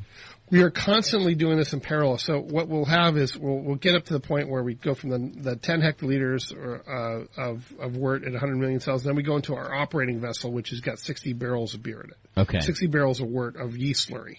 That's your standard across all of your brew houses? That's your starter. We ship at all the brewery restaurants. We ship the yeast from our big brewery. Okay. Yeah, we have kegs that we fill up. You have a 60 barrel starter. Yeah. Nice. So we'll take usually anywhere from 20 to 30 barrels out on the high side for pitching into the first brew of the week, and then we'll feed it, and it'll increase back up to that 100 million cells per milliliter in about an 8-hour time frame. We'll pitch from that again. So it's constant. It's the sourdough starter principle, if you think of it that way. You take away half and feed it again. Okay. Right. And we'll run that for 3 to 4 weeks, and then we'll start it over. Oh, wow. Yeah. Okay. And we always have all these stages of yeast propagation at every stage in triple redundancy. Okay. So we will never have a problem. What temperature do you propagate? We propagate at the same temperature we're gonna ferment at. So it's being held at 9 degrees Celsius. And that's one of the things we experimented with a lot. There was a lot of papers that were written in the early 90s about how you could propagate your yeast at a much higher temperature and not experience any kind of morphological changes, meaning the cell structure, the shape of the cell, and its fermentability and all that. They were wrong. We were getting cells that were doing quadruple reproduction. Wow. Where you'd have 4 nuclei Yeah. inside this one long elongated cell wall. Yeah. And it was going too quickly. It was changing. It was mutating. Yeah. And we didn't want that to happen. That was occurring at about 20 degrees Celsius, roughly 68 degrees Fahrenheit. Okay. So we brought the temperatures down, and we found consistency. We were able to keep up still, and we had much better performance in fermentation. And that's at 9 degrees Celsius. 9 degrees Celsius. What's that? 48 degrees Fahrenheit. 48 degrees. So Wow, it just seems like basically. Yeah. My next question was and I kind of answered it, was that you pitch cold. Yeah. That goes into the We actually pitch, the wort temperature at pitching is 7 degrees Celsius. 7? Yeah. Okay. And then the wort, it increases in temperature over about 24 hours. Okay. And then we ferment it to 9 degrees. That was a pre-question I had, and I knew you were going to like this, John. It was a listener sent in. We've had discussions in here about whether or not that you should pitch at fermentation temperature, or if it's okay to pitch warm and then drop it down. No, you always pitch low and let it warm up. Why is that? What does that do for your beer? It's yeast shock first and foremost. Okay. Warm isn't good. Anything warmer is going to create a different. You're going to start off sweating. It's like you want to warm up. Mm-hmm. Yeast are just like human beings. They don't want to start off in a sprint. Okay, that's fair. Well, this question from a home brewer perspective, same question, but he says, for most home brewers, it's difficult to chill the wort down to lager temps with wort chillers. Mm-hmm. But the consensus seems to be that you should pitch the yeast at lager fermentation temperature or below, which in your case, you're saying you go even lower to 7 degrees. So in your experience or training, do you find this to be true? And also, what negative effects, if any, does pitching warmer and then placing the fermenter in the fridge right away give to the finished beer? Well, lager yeast has a specific temperature that it likes to function at, and the maximum I would recommend to get the right flavor profile is 10 degrees Celsius. Okay. So it's like 50 degrees. Anything above that, you're risking it. Okay. All right. It's gonna produce more esters. You're gonna have different flavors coming through that you don't really want to have. Yeah. So starting low, and for the guy that can't chill it down, maybe in the first pass through a tube, ice bank type of coiled cooler, I would just throw it in the fridge for a few hours, get it down to temperature. Yeah. And then add the yeast at that point. Risking contamination of that wort sitting out for a while, would you say it's worth it to do that? You know what? Yeah. It's hard to say. You'd say yeah? I think for homebrew, I would risk it. I'd try it out at least, and see how clean you are. Hopefully you're operating clean enough that you can afford to. And then after that point, I would, when you add it, if it's a vessel small enough and you're strong enough, I would aggressively shake it to get the aeration going again. Okay. Gotcha. That's it. Johnny, there you go. I know. I'm just... Aeration's key, by the way. Go ahead. Yeah. You got to get the air in there. Yeah. Most incomplete fermentations can be attributed to the lack of yeast growth in the first 24 hours. Okay. What do you prefer, pure O2 or sterile filtered air? At home brewing, I think, pure O2 is okay. You're not going to typically over-oxygenate it. It'd be nice to know how much you're going to do, because oxygen at too high a level is going to be toxic. And, okay. I think it's something like 8 grams per liter is ideal. You get up to 12 to 15. I can't remember. I think it was 15 that starts working against the yeast. See, that's hard for homebrewers, and I've had this since I've started. They start to produce water, I think, don't they? Or I don't know, but I know you cannot over-oxygenate beer if you use sterile air. Right. Oh, you can't do it. Okay, well that's good to know. If you have a vessel that's 2/3 full with a wort, yeah, and you have enough headspace in that vessel, by aggressively shaking that sucker, yeah, for like 15 minutes, you're going to get enough oxygen in there. See, I'm going to tell you right now, are the first brewer who's ever come in here to say that, because everyone else has told me you're an idiot for shaking it, and you got to put the CO2 on there. No, the amount of O2. O2 rather. Sorry. Yeah, but I think it's the amount of oxygen that goes in the solution is different with the half micron stone versus shaking. But he's saying that if there is a substantial amount at the top of your carboy, which there is on a 7.5 gallon carboy, and you shake it up, that's plenty. Whereas specifically, everybody who's come in here has said shaking it is not enough oxygen. Well, with like more beer's natural aeration, with the 2 micron stone, I recommend customers to do 45 minutes to an hour. Don't even touch it. Put foil over the top and just let it go constantly. Just let it bubble. It's all a matter of time. You're going to get enough oxygen in there with a shorter amount of time with pure oxygen in a stone. Or you can shake it for 15 minutes. And it's all the amount you have in there. If you shake it for 15 minutes, this is something I used to do. This is a retarded question, but it's what I used to do anyway. So I've questions? got my stopper on top of the carboy, right? Because you got to do that, and I'm shaking it up. And what I used to do is pop the stopper every couple of minutes. I don't know. I thought maybe I was putting new oxygen in there, and bacteria, and then put it back. And that too. However, I was afraid that the amount of space didn't carry enough oxygen for me to be putting it into solution. So I'd pop the stopper like I was putting new oxygen in and bacteria. But do I not need to do that? Should I just be shaken for 15 minutes and let it be? Just shake. And it's probably fine? Mm-hmm. Because I've now gone over to the O2 and pumping that in there, and have sang the praises of that because my fermentation's gone wild since I started doing it. But I don't want to overdo it either, because the fact that it becomes toxic is really an important statement. You know, if you over O2, was it acetaldehyde? Can you produce that? Yeah, there's a whole bunch of stuff that starts occurring with, but most of the problem is with the yeast starting to die. It's tough to overdo it homebrew wise.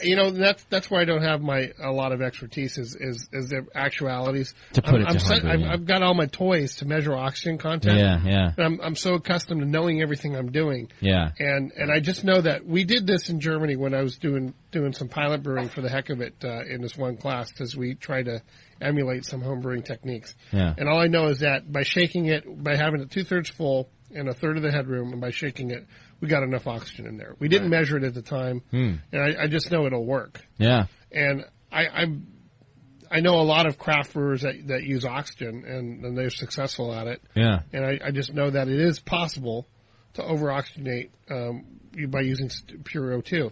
Well, look at Michael Jackson. That guy sleeps in that oxygen bubble, and he's screwed up. Yeah, he is. You see what I'm saying? Too much O2. Yep. Yeah, you can't have that much. That guy is messed up. Yeah, his bones are going away, man. Look at his face. Yeah. Same thing's happening to your beer. Yeah. Put too much O2 in there. I think I've lost a batch before, I think, from over-oxygenation. Yeah? It was a 50-gallon batch that I brewed, and I oxygenated the whole 50 gallons when I transferred, and there's always contamination in beer, and I think over-oxygenating kind of might have spawned a foreign wild yeast to start growing, and it turned out to be watery, flat, and had contaminants. So I reduced my oxygen later on my next batch by half, and I haven't had that problem yet. But if you get an over-oxygenated wort, it does taste watery to you. It's kind of thin, flat, and there's just not much body. There's no malt. It doesn't ferment out dry all the way. Yeah. It's very watery and thin. Okay. This is my experience with over O2. All right, I got more questions. Let me put this out here real quick. We're going to do Stump the Brewer. I've already got one Stump the Brewer that was sent in to me early, and I will ask that question. And we need one more because we said we give away 3 prizes. So I've got one Stump the Brewer already. I need another Stump the Brewer. You can do it via phone or chat room. I prefer you call in 888-401-BEER. I got a caller on the phone, don't I? Hey, caller, sorry to leave you sitting. You're on the air. Hello. You there? Guess not. He's there. He's just listening to us in the back. Beer. I left him waiting too long. He gave up on you. As soon as the delay catches up to him, he'll realize he's on there. Yeah. What's that, Daniela? That's So Davo. That's his name from Brooklyn. Oh, okay. So Davo. I can hear us in the background. Oh, yeah. Turn the radio down when you hear us and start talking. We'll be here. Here's a question. I've heard propagating temperature doesn't matter. Do you disagree? Disagree. Yeah? Yep. You got to control that temp? Oh, there he is. Hang on, Sadavo. Give us 1 second. We got you on the air. Hang on. Hello? Hello. Hello? Hello? Hello? Turn down your radio. Hi. Okay. Yeah. I got a question about what my microscope can do as a home brewer. Okay, go ahead. What am I looking for if I have a 1,000-time microscope and I'm looking at my yeast cells, like for repitching? I'm just looking at the cell walls, but what else should I be looking for as a home brewer? Well, I would get some methylene blue dye and stain the cells and just check to see what percentage of those cells are living versus dead. And when you're pitching, that way you can utilize that to figure out how much yeast you should actually add. How does the ink tell you what's living and what's dead? Okay.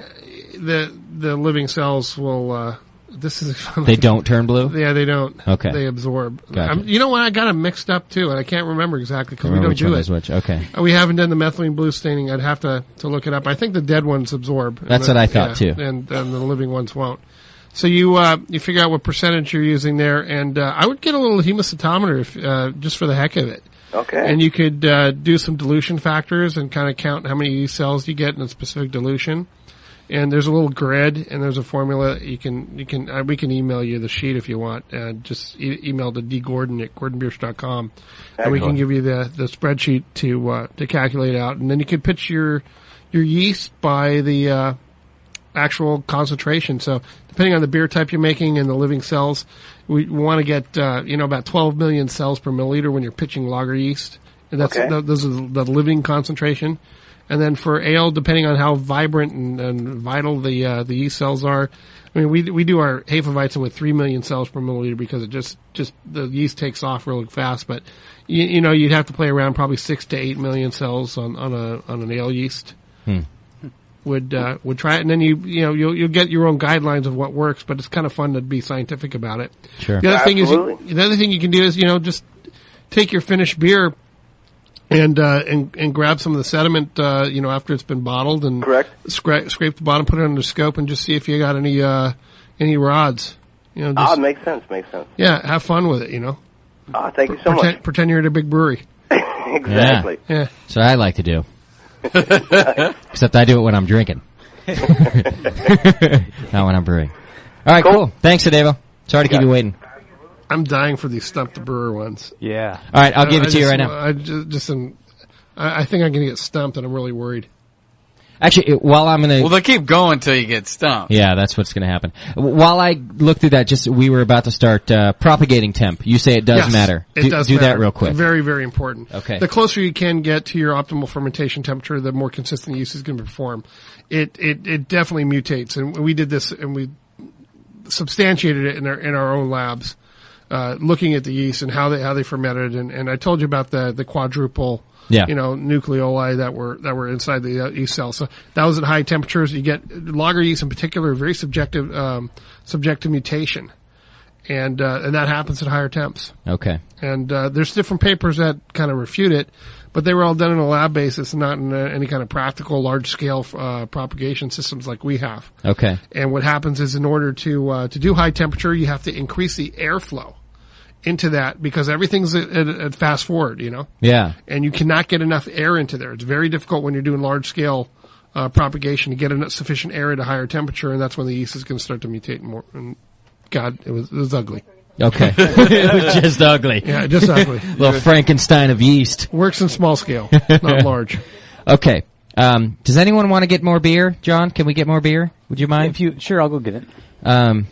You got more questions too? I'm happy to take them. I'm just trying to move us along because Dan's a busy man and been here for a while. So we could do I think we've drained his brain. That's why we got to get him back. We got to do Stump the Brewer, and I want to drink his Blondbach on the air so that we can talk about it. Yeah, I will help you drink it.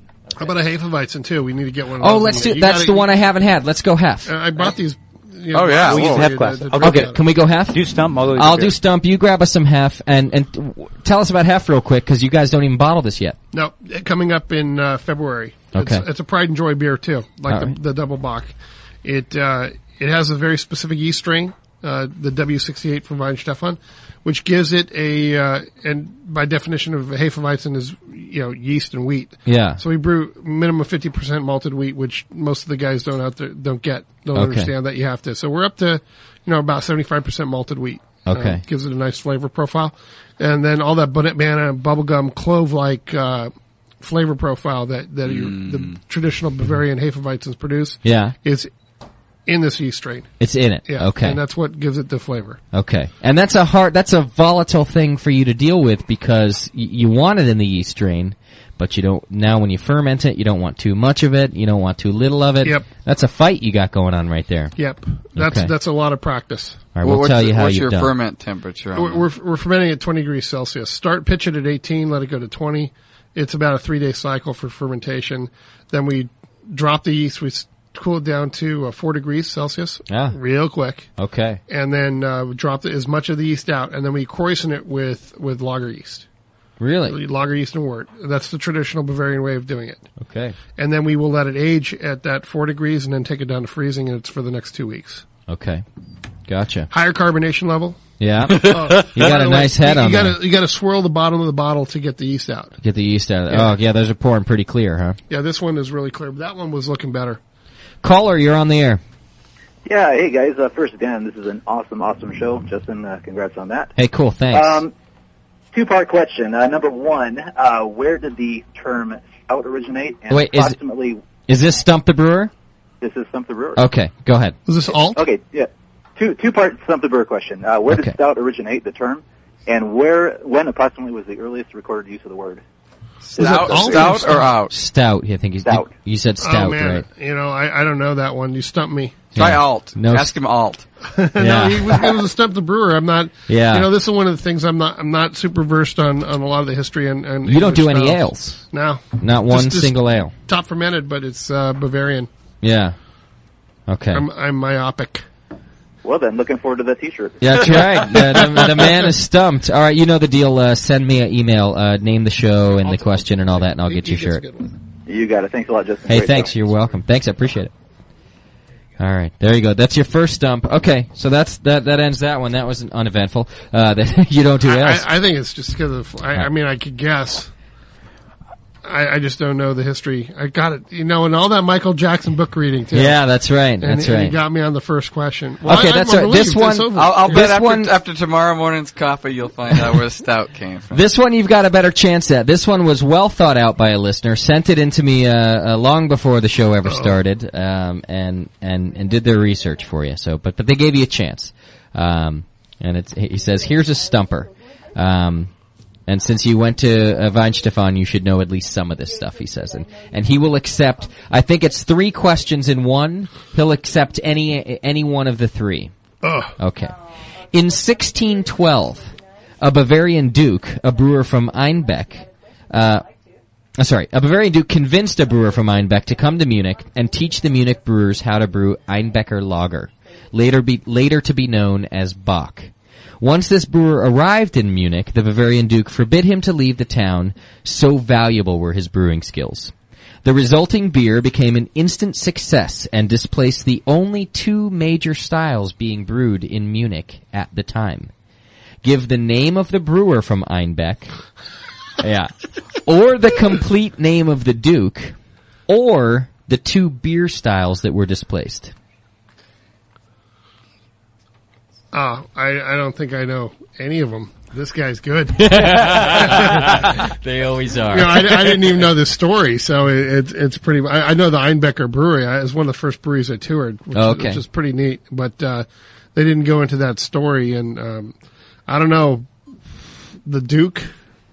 Shoot, I don't know any Dukes. I know Prince Leopold from Bayern, and he's got a brewery in the area. Back in the 1600s, they only had top fermenting beer, so. Yeah, that's what I was gonna try. Maybe narrow it down to the 2 beer styles. They were the only 2 going on back in the early 1600s. You know, Alt was probably one of them, because Alt just means top fermented beer, but that's a beer from Dusseldorf region, and they didn't really make it in Bavaria, but. Right. I don't really know the top fermenting beers that they made back then. They're probably dark and light. I thought it was Dunkel's was one of those, because that's what they were brewing then, and they wanted something light, so it kind of bumped out the Dunkel. Well, the Czechs were the first ones, the Bohemians were the first ones to brew beer golden and clear.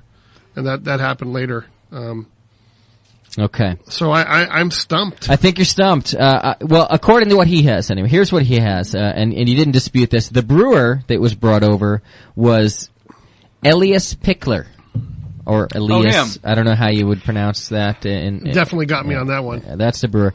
The Duke was Maximilian I. You had to know the Maximilians. Max the First was a king. Yeah. He would have been a prince and then a king. So you got me on that. But maybe there's another Duke called Maximilian too. Okay. And the beer styles, he says, were... Danielle, I need your help on that. Yeah, help out on the history. Max the First was she's a history.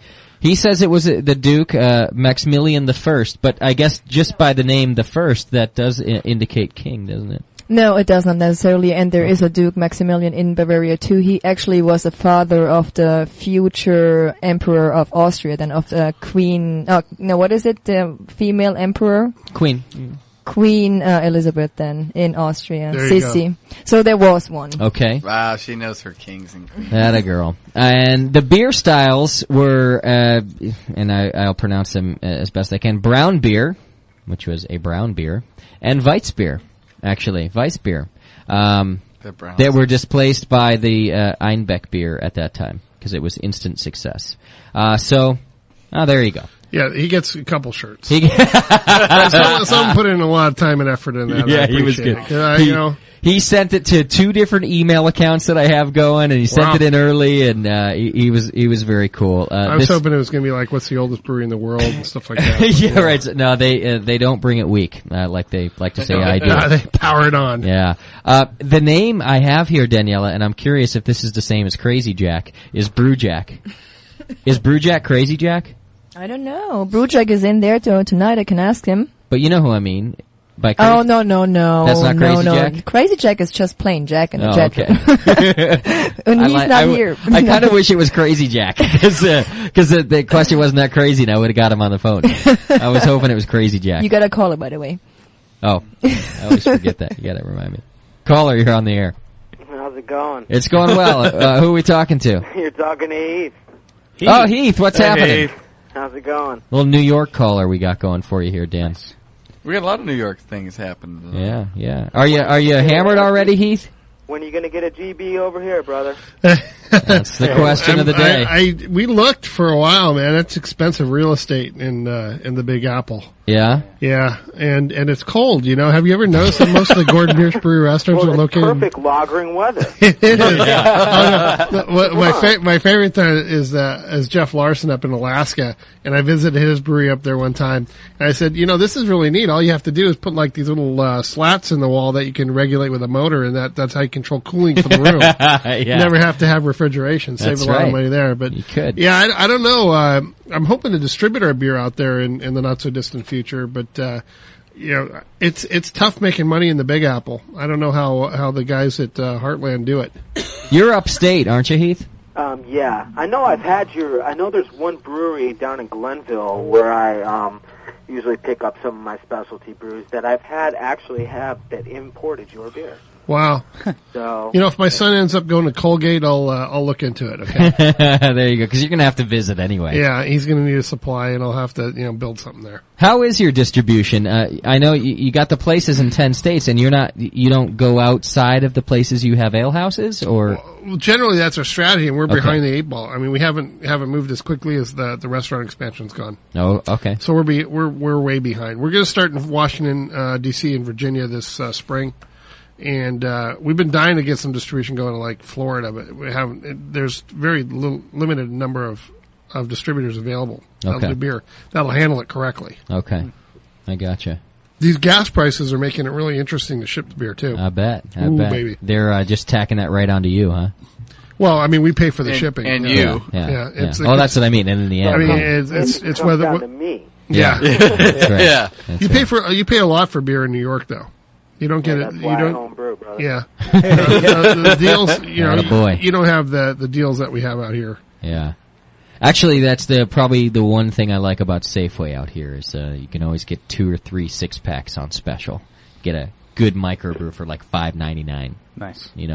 Only occasionally. If it's not on special, you pay $8 for a 6-pack here too, but $5.99 is my happy place. Stock up. It's going to get worse January 1. Is that right? Yeah, What's happening there? Everybody's going up because of the gas prices. The supermarkets don't let you change prices at the end of the year. Oh, okay. So it's all being compounded for this coming. Everything affects everything. The big whammy. Yeah. Well, especially the gas, man. That one, there's nothing that doesn't affect. Because it's in every part of the supply chain. Yeah. On the raw material side up through packaging material production, which is a good 30% of what you're paying for. Right. And then you have markups, and the markups are compounded based on what the wholesale price is. Right. So it's a multiplier effect. Gotcha. How does a brewery like Gordon Biersch keep? How many restaurants do you have? Hey, thanks for the call, Heath. There's Talk 19. to you soon. 19. How do you keep them stocked with lager beers all the time? I mean, that seems like a very challenging. Every single brewery restaurant brews its own beer. Okay, that's how. Yeah. And you stock them with yeast all the time. Do they? Yeah, we just ship the yeast via air freight. Okay. It's interesting. You can't ship beer kegs, but you can ship kegs of yeast. And hopefully the airlines don't figure out that the yeast is much more dangerous to ship than beer. Yeah, it's pretty volatile, isn't it? Oh, hell yeah. we make sure that we get last pickup and run it over to the air freight really quick, and then hope it doesn't explode on the plane. So if I was a terrorist, like, screw the bomb. They just got to put in some Well, what happens, I think we're not fitting getting marked right now. No, You just said the word. fitting, Yeah, don't say the T word. the fitting just would pop off, I think, and it gets messy. Oh yeah, I'm gonna mess everybody down. Oh, that's a Weiss beer. Yeah. You shouldn't even call it Hefeweizen. You should call it Weiss beer. Well, you can do that. I mean, I haven't even tasted it yet, but the smell, I'm sitting in Bavaria right now just off the smell of it. That's what we try to do. Bring a little bit of Danielle's home right to your garage. I've tried it already. Did you try it? Yeah. Do you know what I'm talking about? Yeah, I know, and I'm you're totally sitting right. in a bar in Munich having a Weiss beer. You're sitting in a beer garden, but you're Yeah. right. Yeah. It's not a I mean, it's a Hefeweizen. That's not what I mean, but It's but a they don't call it Weiz Hefeweizen. Yeah, we they call call it it Weiz Weiz. beer. Yeah, we call And it Weiz. No. That is such an authentic Weiz. aroma and flavor on this. I guess I'm rambling without It's the saying what I'm glass, doing. man. I'm drinking Gordon Biersch's Hefeweizen, which is soon to be available in bottles. Mm-hmm. You can get it in their brew pubs right now in the restaurants. Yeah. But they're soon to be bottling it, and I'm not a Weiss beer fan, but I can tell that that's authentic and it tastes. That's high quality Weiss beer right there. Yeah, Hefeweizen is really one of those beers you either love it or hate it. Mm-hmm. It's a 50-50. It's one of my favorites. I just sit and drink this and smile. And I really like this. Yeah, that's the most you said all night, Doc. Now that you've had I'm waking up now. I got a couple of drinks of that. Got some Weiss beer in me. And what's different about ours versus the other two commercially available and better known wheat beers is the yeast strain that we're using is the Bavarian yeast strain. Plus, our carbonation level is at 6%. Okay. And the reason the domestic wheat beer producers don't brew it at this higher level of carbonation is that it's very difficult to pour it out of a tap at a restaurant. Okay. And what we do is we go and put in these little flow restrictors to make it the ability. So we spend a little money trying to make it happen so that we can keep the CO2 levels at the traditional level. Okay. Now, do you guys put that damn little lemon on it? No. Because that pisses me off. Yeah, and that's all bad advertising. That pisses me off. And you wouldn't find it in Bavaria. They never serve Hefeweizen with a lemon. That's Kristallweizen, and it's never a huge wedge of lemon. If they're the Kristallweizen, which is the filtered wheat beer, it's garnished sometimes with a little lemon slice, a little thin wedge, or the disc. Peel maybe or something. Yeah, it's gotten blown apart here. I wanted the lemon on it. I was saying, give me lemon with it. There's plenty of citrus flavor in this. There it's is. one of the things you get in a real Hefeweizen. I don't want a glass of lemonade. No. All right, we got to go. No, well, you got to ask this question real quick because you shut Heath off. He called in for a question and you just he did? shut him off. I thought he said goodbye when I said no. You said goodbye. You said goodbye. No, but then he hung up. I waited for the click. Yeah. No, you said goodbye. It's my fault. And then he hung What up. was Heath's question, Daniel? Heath's question is, and I cannot really read it because I don't know how to pronounce this word, but I'm gonna try. He was just curious what base mold you use in your decoction mash. Decoction mash. And couldn't the same flavor profiles be acquired through different grain addition with less time needed? No. The complex roasted malts, such as some of the caramel malts, will not go into solution without being exploded. And that's what decoction basically does. It takes the complex malt sugar compounds that wouldn't go into solution through enzymatic powers, meaning the enzymes breaking them apart, because they can't. They're not programmed into these Maillard products or Strecker aldehydes. And the only ways that they can be broken apart is by denaturating them or exploding them. Yeah. Is that gelatinization? No. Different. That's coagulation of protein. Okay. That's a different thing. Oh, okay. Sorry. That's why you bring it, that happens in the wort when you bring it to a boil. 1/3 of the total protein, is a coagulable protein or gelatinous protein. Okay. Coagulable, gelatinous, same basic thing. And that formulates and collects at a higher thing. So that's actually, a heat bonding process as opposed to a heat dissolving process. And the reason we do decoction is to break apart some of those starch compounds and sugar compounds that wouldn't enzymatically be broken down. No amylase enzymes? Amylase. Well, you have those amylase, and the amylases are in the malt husks, and that's the enzymatic programming. So you hit a different temperature levels for the enzymes to break apart the starch molecules, the protein molecules, and the glucanes and all that. The other way of doing it is certain of these complex roasted malts won't go into solution that way. The enzymes can't break it apart. So the amylases can't handle some of these caramelized sugars, and the way you get more of the flavor out is by exploding those starch compounds. And then putting it back into the main mash. Yeah, you mix it together. And then they amylase them. So you can do a couple ways. The decoction mash, you can do it the old-fashioned way when they didn't have thermostats and kettles. The only way they increased the mash temperature was kind of with their finger touching it. And they start off with warm water mixed in with the malt. And then they pull about 20% of it and boil it and bring it back together with the mash that they didn't take out with the other 80%. And that would take it to another temperature level. Then they take another 20% out after about 20 minutes, and then they bring that to boil, and then add that back, and that take it to another temperature level. So they get a combination of exploding the starch compounds and breaking them down both enzymatically and through the boiling process. Right. So there's single mash decoctions, double decoctions, and triple decoction. Triple is the old-fashioned way because they didn't have the technology and thermostats to direct heat the kettle and control the temperatures. In a uniform basis, so. Gotcha. So you think a single decoction's just fine? Yeah, it'll help bring apart, and you just do a larger percentage of the mash. So like a 30, third? Yeah, something like that. Okay. And you should, and do it the latter stage. Okay. So go through a graduated step infusion mash, and then pull out a third, and then do your final. Okay, what temperature would you pull your third out and boil it and put it back in? Like when you're at 68 degrees or so. Celsius, it's 175 Fahrenheit, I think.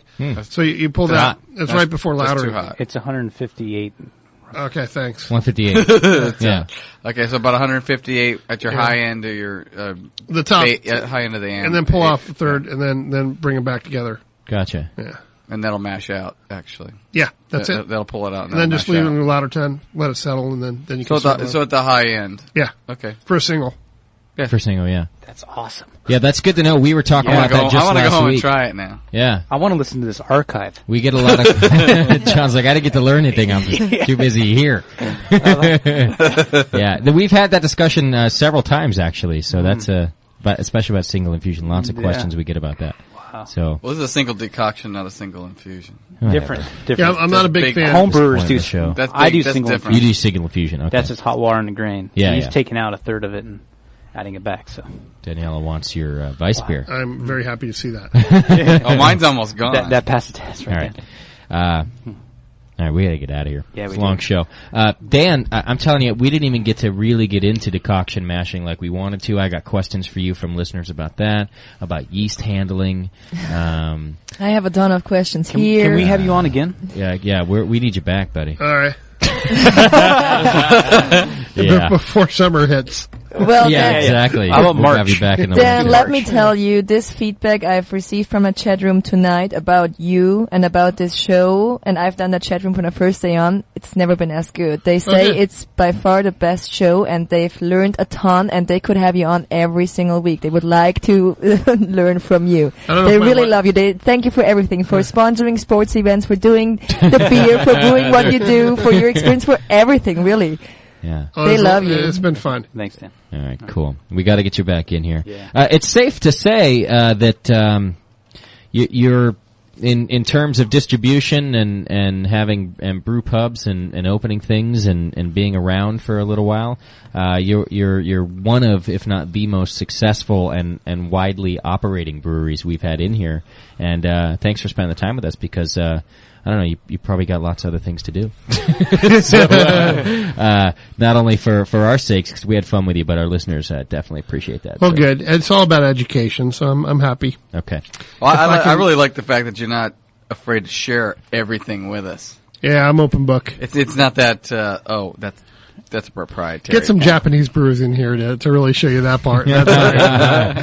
If I were to send you an email that asked for a clone brew, would you give that to me so we could post it on our forum? Yeah. Okay. Oh, great. Because I won't ask you now because you have to convert it and stuff, but I might send you an email and see if you can do some conversions and give us a 10-gallon a clone.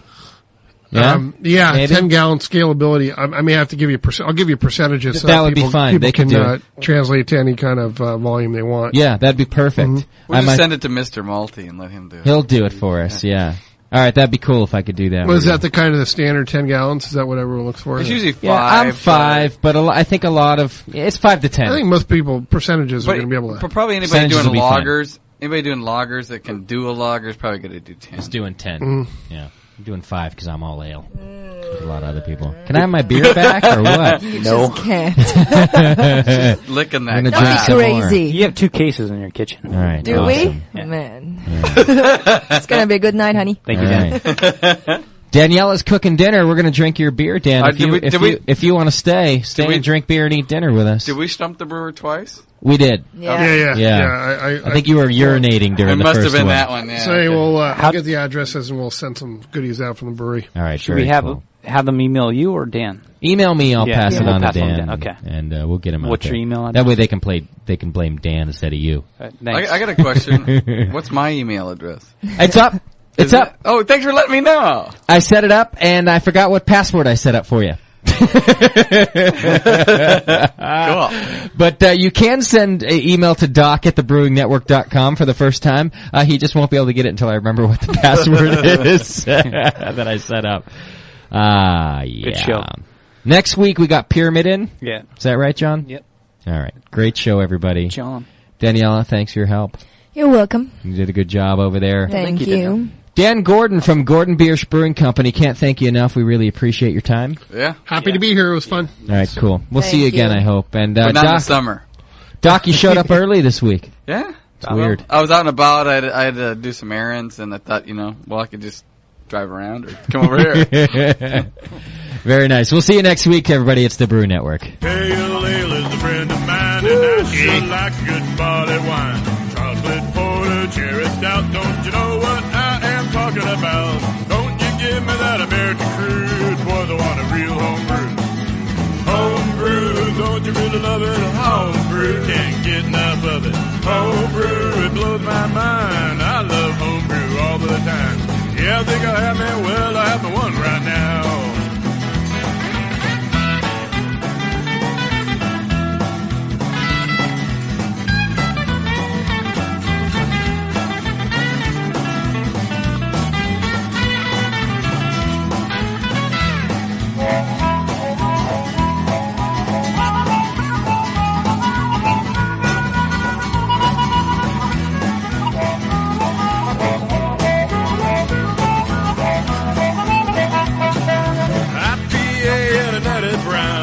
Should know how to get down. Double and triple on my best friend. I think I'll have them all over again. But don't you give me that American crude, boys, I want a real homebrew. Homebrew, don't you really love that homebrew? Can't get enough of it. Homebrew, it blows my mind. I love homebrew all of the time. Yeah, I think I'll have me, well, I'll have me one right now.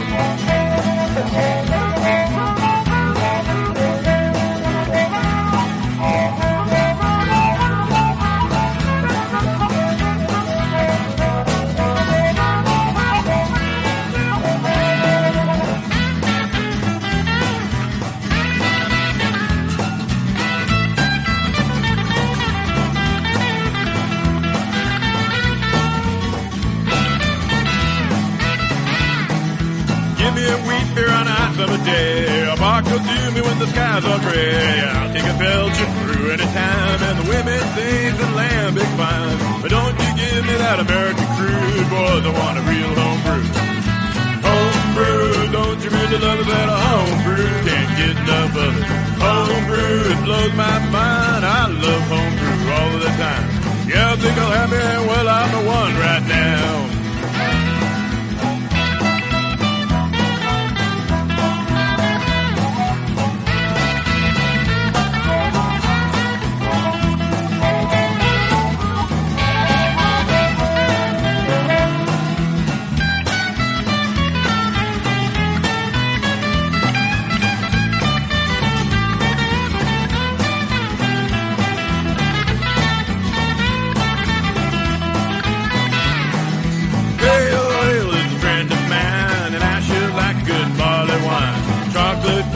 Cherry stout, yeah, you know what I am talking about. But don't you give me that American crude, boys, I want a real homebrew. Homebrew, don't you really love it, that homebrew? Can't get enough of it. Homebrew, it blows my mind. I love homebrew all the time. Yeah, I think I